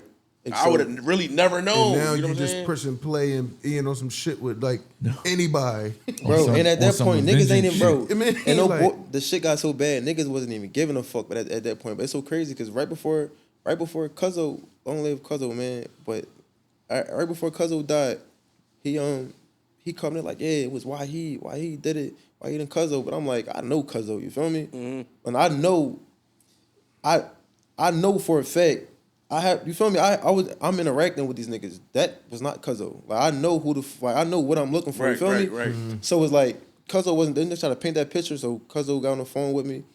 He called me, whatever. And he was like, yeah, I'm gonna talk to you. And third, the niggas trying to throw in. I'm like, Cuzzo, regardless of who I can't vouch for your folks or whatever you, but I know you wasn't there. You feel me? I know you ain't had nothing to do with that shit. And then he was even trying to clear Waheed name up. His homie Waheed was trying to clear his name up. He was like, yeah. Waheed wanted to talk to me, but at the time, I was like, I don't really want to talk to you. I believe we gonna rap when we rap. You feel me? Yeah. I don't really want. He said, Waheed want to talk to you because niggas is like telling the niggas is to throw shit on us in the third. So I'm like, no, I believe you, but we gonna talk about it a little later. I caught it in between surgeries and shit, and damn later that day he had got killed, and it's so crazy because. Motherfuckers was so out of the loop. Motherfuckers was calling me like, yeah, the niggas that did it going. I'm like, that ain't what's going on. You feel me? That's crazy. But yeah, that's a bad job. What was your question again? No, the song Perjury, and then I guess like, cause I ain't mentioned the post, but you did make the post around Perjury. Oh yeah, that like, I was about to get into. Did you feel a need that you had to do that? Yeah, bro. Because right now, then we living in an era where everything is internet. So it's like, rather you can go and say, yeah, the real niggas know what's up, niggas that really know what's up, but especially for me, the nigga that just do music that's always in a public image, in the public eye, is like, you gonna sit around and let motherfuckers just run with anything, because nobody gonna defend you like you gonna defend yourself, you feel me? So I sat around, I sat back and I watched shit play out. I try to let niggas crash. I try to see who was going do what before I made a move. And then I'm like, all right, cool. I seen who said what. And I watch everybody make U-turn, niggas take their words back, niggas say this. I watched the motherfucker, this shit's so much of a circus. I watched nigga say some hating shit, say all this crazy shit about me up under in the comments. Then time go by, I drop the song, all this type of shit. He reposted my song, and I went back to try exposing. Yeah, I went back to the fire. shit, deleted everything, Damn, and you then shoulda started promoting my screenshot that shit. Yeah, you should have screenshot. I'm like, yo, You this shit definitely is a shoulda fucking screenshot that circus. shit. So in that moment, right, when you was in a when you was in the hospital going through what you was going through, before that you was outside with a bunch of people, right? 100 deep, you know, y'all going out doing y'all thing and all that. Was them same people that was them people there for you, like, or did you felt like you was alone going through that process? I never felt like I was alone. I had a big support system. Even I did have feelings. I felt some type of way about some motherfuckers I ain't talked to for real. But I felt some way about some motherfuckers not coming to see me. But I had to also realize part of that played a part with my pop and them. My pop and them, they was moving super militant. They don't even want nobody. And being as though the situation was so how the shit went down. Yeah. They don't know We don't somebody know gonna come in this joint and like try to finish yeah. the job. They don't know what's going on. So like they just moving super militant about this shit. When you were GSW, you on the do not announce list. Yeah, it was doing not. So, They had. so if somebody come to that hospital that want to see you, they be like, oh no, they not here. But you like niggas see your folks like, but they here like. Yeah, But that's they can't even say your name. Yeah, bro. they had all that shit. They had all my shit sealed. They had all my shit. They can't do none of that shit in the hospital. That All right, shit's so- serious. The last question, right? If you can tell your younger self anything, what would it be? If I can tell my younger self anything, what would it be? Don't waste time. Probably just go all in. Like whatever you want to do, just do it. Cause time gonna keep going regardless. So it's like all that sitting around. I'm still a victim of it now. That's why I say I tell my younger self, cause I sit around like, I'm gonna get around, so I'm gonna do this, I'm gonna do that. Or I want to do this, or I was like shit I want to do, but I never. Procrastinating. Yeah, just because I'm a big procrastinator. I tell myself I move better off procrastination, but in reality that shit ain't no good. It ain't responsible. It ain't. But I ain't gonna lie. If I was to tell myself anything, I would tell myself not to waste no time. Just go full throttle, whatever you want to do, and also not be so trustworthy. Probably so, because I'm big on trust. I trust a lot of people, and if I could have broke myself out of a habit earlier, it would probably be trust and forgiveness, because I grew up in a household where everything was always stole. You feel me? So like I used to go to my grandpa's crib. My mom used to have me like brand new sneakers. I was going there, go to sleep, wake up, sneakers going, bikes going. So I was always a victim of shit being stole from me. But around the time my grandpa was going through addiction, and he overcame that shit, which was probably one of the like the best things that happened to my family. My grandpa really coming out on top from all that shit. Because I watched a nigga turn around, buy a crib, all you feel me? But coming up, my grandpa was a victim of that shit. And it was always, I was forced to forgive people I love. Yeah. So if a motherfucker that you love, if a motherfucker is doing a nut shit to you, it's people that you love, and you forced to forgive people, or it's like, you grow that natural urge to forgiving. All right, we gonna wake up, get past it. It carried on with me to my adult ages. So now it was like a nigga could do something. That shit, I'm a victim of it now. My homies do some shit. I see the best in everybody. So it's like, damn. You'll forgive him. I try not to, even right now, if a nigga do something over money,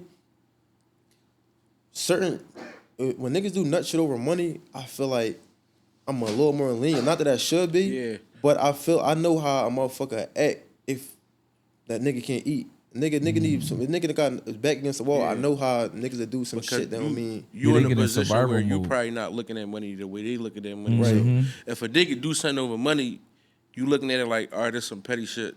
Whatever, bro. Whatever. You know what I'm saying? But I think it also played with like what you were saying, like you being younger and having to forgive people that you had deeper relationships with. If you got somebody who is like more of a surface level friend, it's not that deep, and it's just like whatever. You know what I'm saying? Like you won't take everything super to the heart, Like, because it's like, I mean, even the guys for, like even the guys that like what my situation, I've low key like I feel how I feel, but some other niggas like I without saying too much, I forget. I'm not mad at how certain shit went.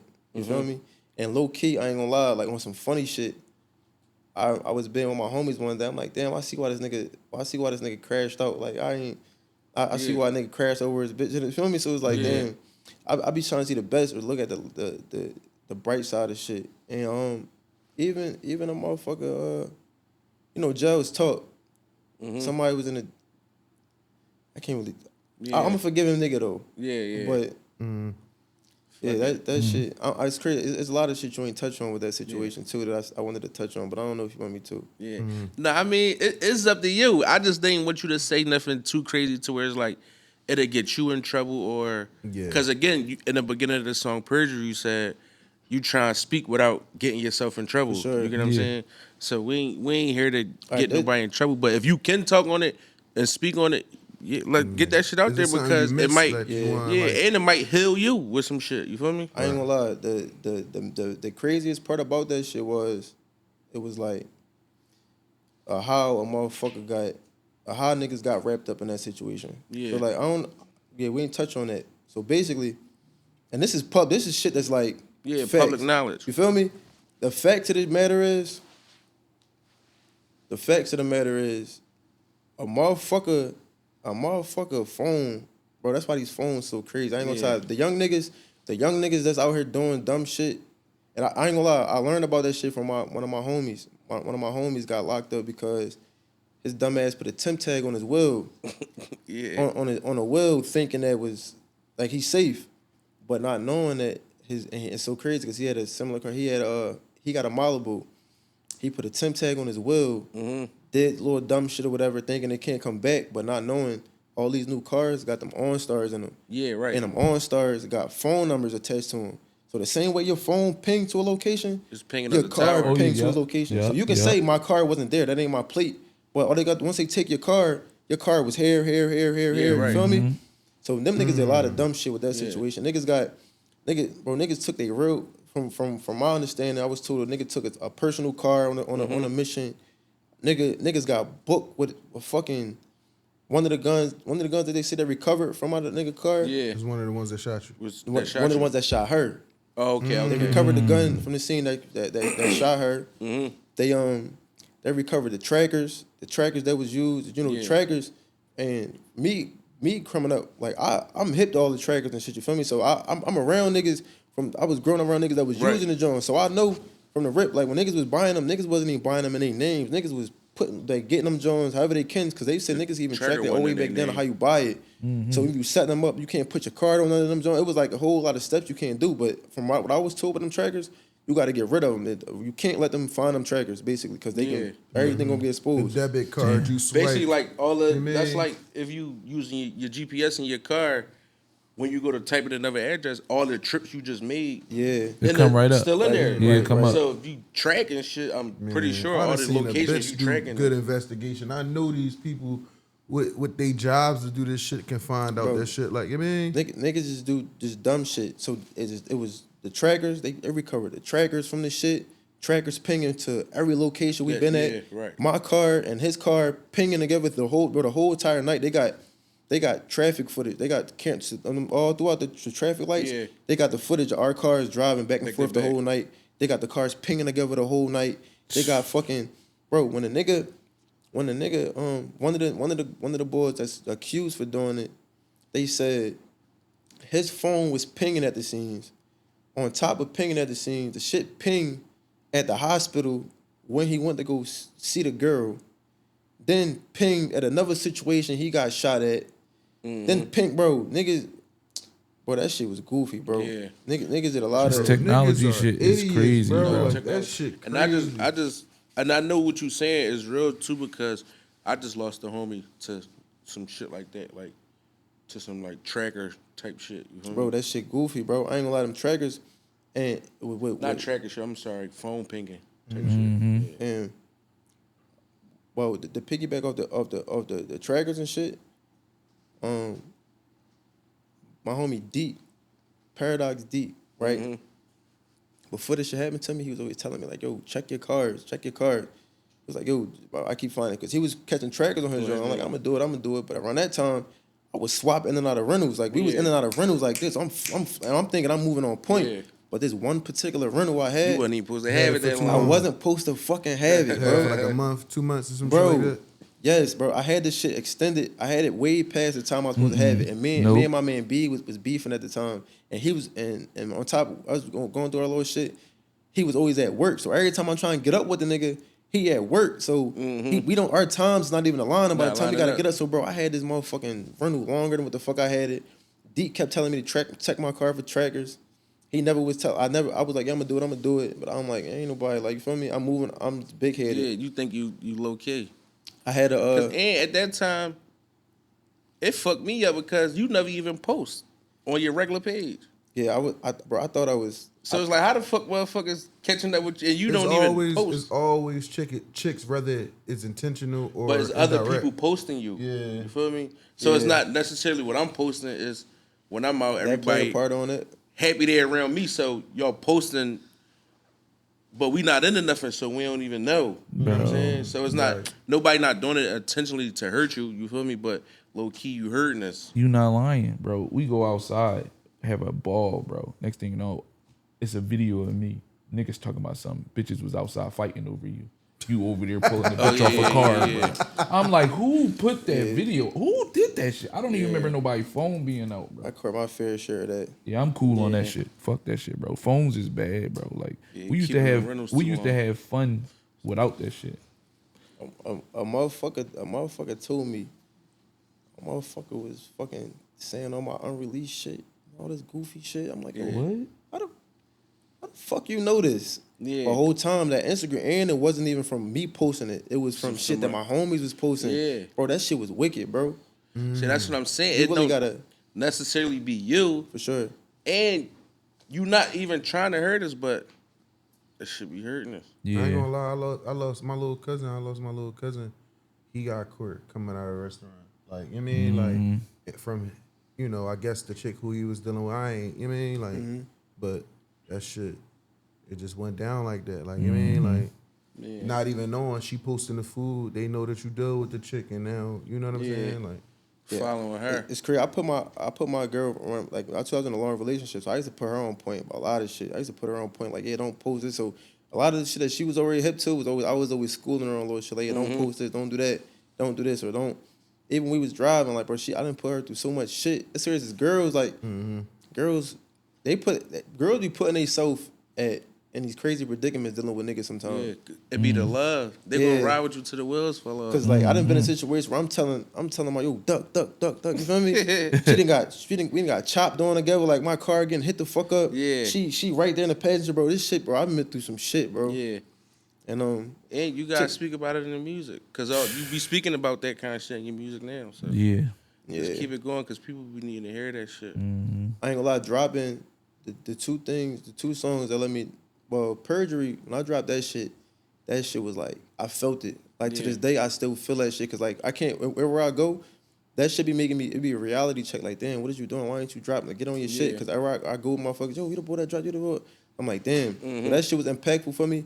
And what a feeling. When I dropped, what a feeling. That a million times. That should be real emotions. Bro, I never knew so many motherfuckers. Like, bro, when I'm gonna tell you, my DM used to go crazy with strangers just reaching out to me. Bro, it'd be strangers. I felt like I was a therapist at one point. Niggas hitting me up, want me to talk to them because they going through they got suicidal thoughts. Niggas is hitting me up, showing me when I'm in a hospital, showing me shit, telling me all these crazy stories. Bro, I'm like, fuck, I'm a guru. I felt like I'm like.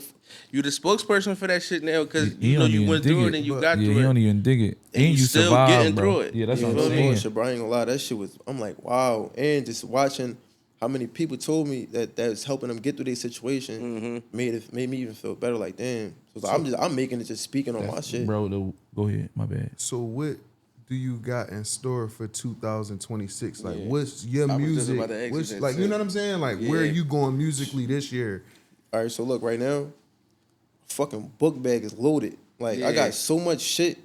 My problem is I deal with the Jones where, okay, me personally, I'm still in the tape era. I'd rather drop a tape. Yeah. But I'm fighting against that. Because everybody say, no, just drop single. Just drop Bombing with single. So, for real, it's like finding directions. Like right now, I got like two full, completely done tapes. One of them is on some, is like all club shit, like all turn shit. And the other ones is like the shit I really like that they fuck with. The Jones when you speaking to the soul. Yeah. Crazy like the deep pain hook. Jones. Yeah, the pain shit. But it be like I don't be knowing.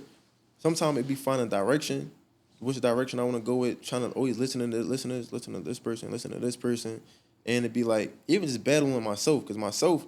I'll make some shit today. I feel like it's my hottest shit. I go to the studio tomorrow, like, damn, I just made this shit hottest shit. No, I'm gonna put that in the back burner. My biggest problem be trying to like find, just sticking to some shit, just doing it. So it's like, if I want to do this shoot, that's why I be calling Cloud. I'm like, Cloud, why we gotta just do it? That's the only way it's gonna work. Is if we make the song, spit it out. Make the song, and I ain't gonna lie, I'm trying to get more on.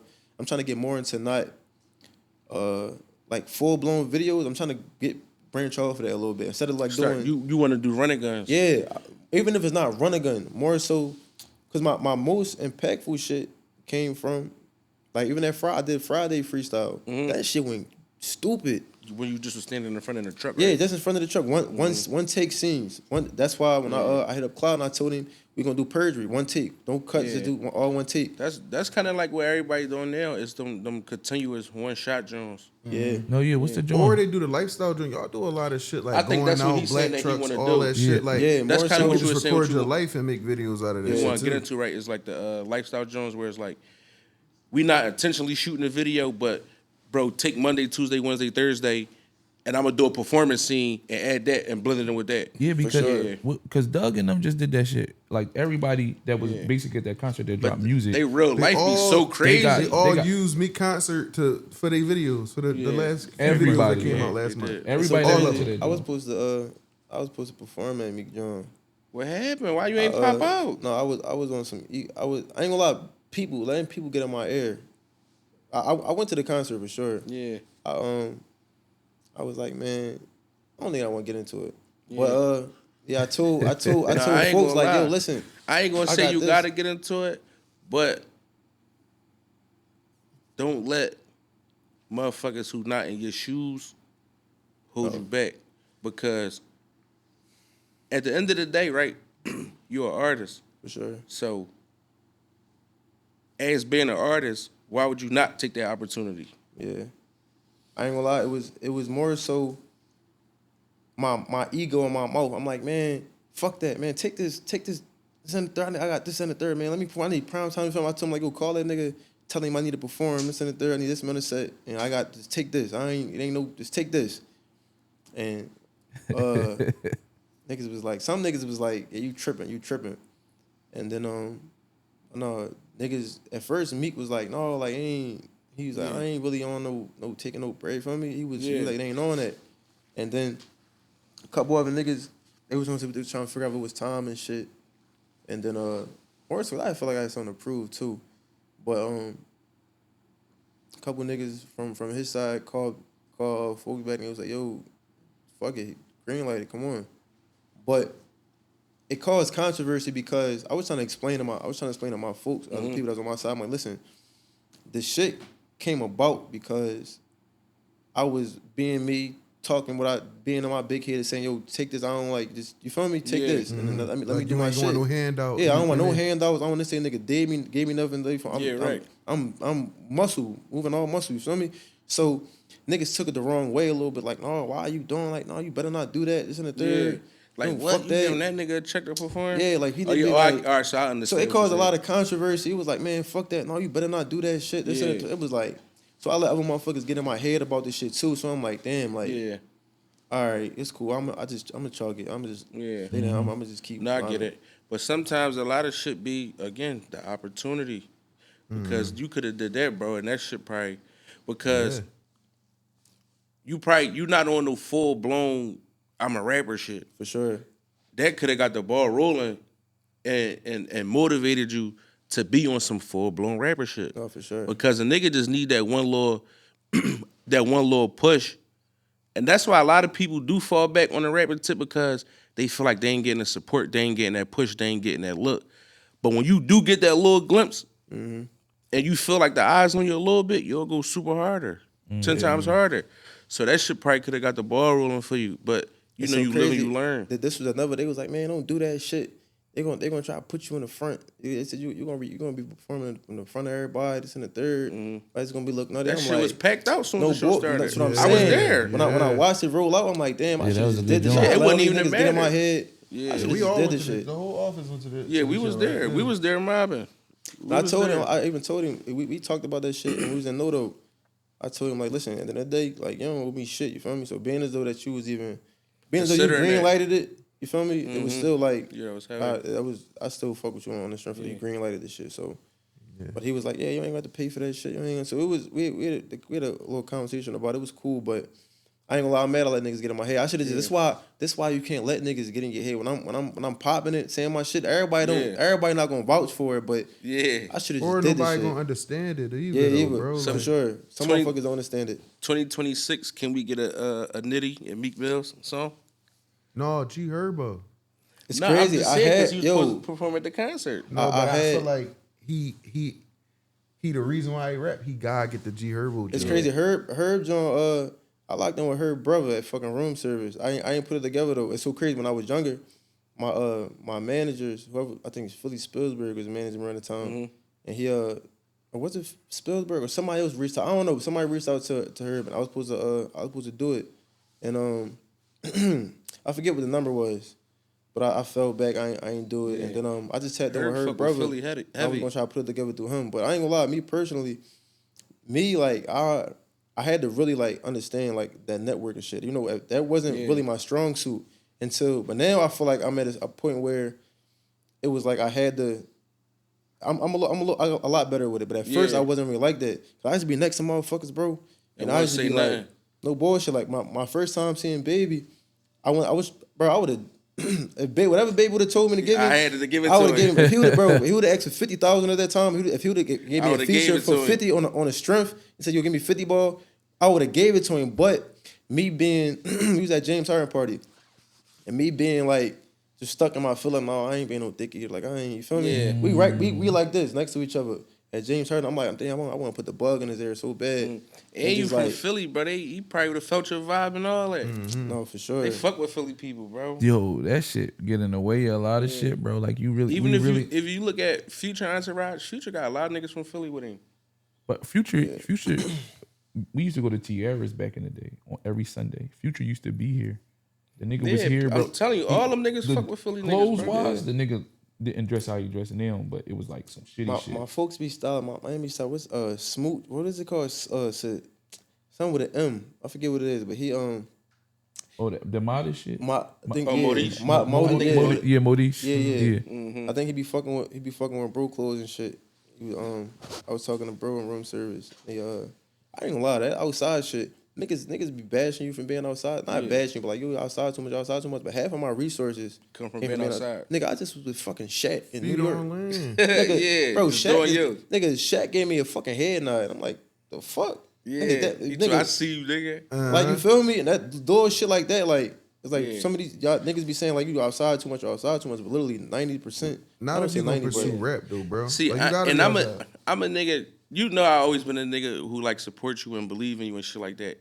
And I used to tell you like, bro, if you gonna be outside so motherfucking much at these clubs, make sure they play your song. No, for sure. You get what I'm saying? Like, if you gonna be outside, bro, not on rapper time, get on rapper time, bro. At least make them sure. It's crazy. Being outside made me get better with making club music. So like I got a whole category of shit like strictly for the clubs, but it just came from me being in that environment, knowing what I want to hear in this mood. So I'm like, I want to hear this type shit. That's what I want to hear. So it was like it helped me make that type music. It's gonna make the bitches move. Yeah. Yeah, I like that. Yeah, they love it. They love that shine like this shit right now. That's what they love. No, that's a good job. So I don't know, man. 2026. Before we get out of here, man, what can we expect, man, from Lil Niddy? I drop fucking this weekend if Cloud let me. Cloud, what we doing? If Cloud, no bullshit. It's so crazy. It was spare moment. I was trying to shoot some shit last week. See, my shit be spare moment, but I do so much shit. Yeah. So like the way my days be constructed, fuck that. My days don't have no structure. I be doing this. Mm-hmm. So it's like the second I'm thinking about music, I go to the studio, I'm in that music mode. But it take just as fast as I get in and I get out of it, I start chasing money, start chasing this, chasing that, and call me at midnight to go to New York. I call this nigga something in the morning, like, yo, I got an idea. No, he can't leave out the crib. I was trying to get him to go to New York in a snowstorm. last Saturday, like, fuck, let's go to New York. He was with it too. Yeah. No, Clyde, I ain't gonna. One thing about Cliz, he gonna pop out. He gonna pop out. 2026, you definitely. I ain't gonna lie, bro. It's just playing with my potential. Make you feel so nutty and inside for me, because it's like I'm watching it like these niggas really is taking a fuck, bro. shit, bro. These niggas ain't doing nothing I can't do, and it's like it's just really me. I'm my biggest battle. Like I'm only thing holding me back is me. Yeah. Do you think that because you in control of everything, like if you delegated some shit, like, all right, well, we gonna shoot on these days, we gonna do this, we gonna do that. You had somebody managing your time. I feel as though that would definitely help, because right now I don't have nobody. Even my homies getting my air, yo, why you dropping? But it just be just that. You feel me? The niggas ain't really helping me orchestrate shit. So you don't got nobody who you feel like can be that manager role, like, cause sometimes, bro, you just gotta sign shit. I'm not gonna lie, a lot of niggas in the city, damn near, bro. A lot of motherfuckers in the city be trying to fuck with me on some managing shit, give me sound check labels, but I'm talking about your homies though, cause the motivation for you to really do that shit, bro. A lot of times we self-motivated, but we need to hear that shit from the niggas next to us every day too. Right. You get what I'm saying? Bro, so I tell that nigga to be a rapper all the time. Yeah, because they be on my ass This too, nigga but be drawn, bro. you probably just need, you gotta sign that shit, bro. Like, bro, this your rule, or I mean, we ain't hanging out, we ain't partying this weekend. Yeah, it's niggas around me that could do that, but I feel as though we a product of ourselves. So like, if him us being together, if he going outside every day and I'm just we going outside together, it's like we get lost together in it. So it's like if I'm not putting in his head like, yo, we on music, this what we doing, he'd get drifted off and get caught up in it. Cause bro, I ain't gonna lie, niggas, the shit we be doing is goofy. Like our regular lives is goofy. So it's like you'll get caught up in some whole other shit, it's so easy to get caught up in. The music is not what's making me money right now. So and that shit don't be making nobody pay. And so it's like I ain't gonna lie, that really put a hold on the music, because it took a toll on my music career, because I'm doing what the fuck I want so it's like and I be it's like not preaching, but being an artist, right? It's either you being an artist for two things. You being an artist because you need this shit to change your circumstance and get you out of poverty and struggle and to feed your family, or you don't need it for that and you just doing it because you super nice and you can do it. You get what I'm saying? That's how you really determine if you want it or not. If you go hard as the nigga going that needed to get the fuck out. You know what I'm saying? So it's so crazy. I understand what you're saying when you say that. That's what Ryan always remind him. Like when I talk to Ryan, he always try to remind me, like, nigga, where that nigga at that was in that basement? Don't forget about that basement, Niddy. Because when you don't need it to get some paper, it's, man, I'll get to it when I get to it. But you know you need this shit to change your life, and you one hit away, you want it. You feel me? And that's how I even came up with a series that we working on now called Save Me.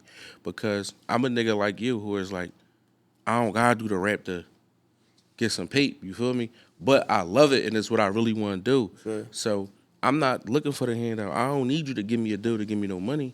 Nigga, I need you to give me a deal or opportunity to save me.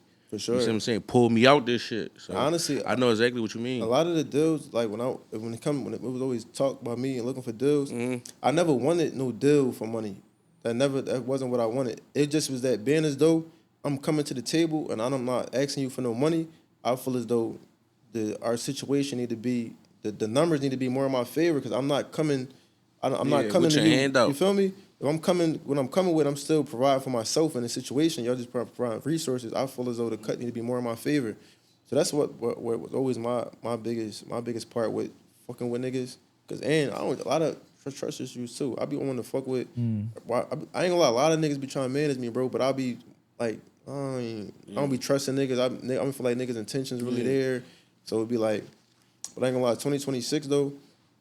2026, I got turned over a new leaf. It's so crazy because it's like, you know, JD just texted my phone today. Damn, we getting this deal this year. We getting this deal. So it's like motherfuckers in my corner that give me daily reminders, or like to get me like snap me back into it a little bit when I get lost or get caught up in other shit that like put me back on focus. But because this shit too easy, bro. Too easy. It's too easy. But mark my word. I really want to tell you. I'm gonna give you 2 tapes this year, but I know for sure I'm gonna have At least one. by No, you for the weather going break. we got a fresh year. We got a fresh 12 months, bro. You gotta just go. If it's up to me, I drop every. Yeah. I want to drop once a week. That's all of them. Yup. That's the main. You can wrap it out on the wide though. Right there. Oh, right here. All right, y'all. So we the Office Report. We had Lil Niddy up here. A dope, super in-depth, great interview we just did. Be on the lookout. Like, share, subscribe to the YouTube, to the Patreon. Make sure y'all sign up, become monthly, subscribers. Choose the motherfucking $35 joint. Don't be on no cheap shit. No You know what I'm saying? bullshit. But yeah, shout out to bro. Came through, gave us a crazy interview. We appreciate you, bro. And we backing your play 100%. Shout out to y'all for having me up here and for putting this shit together. This shit dope. You gonna go far with this shit. Yeah, thank you, bro. Y'all put this shit together nice. What's up? We out. Damn, we gotta get a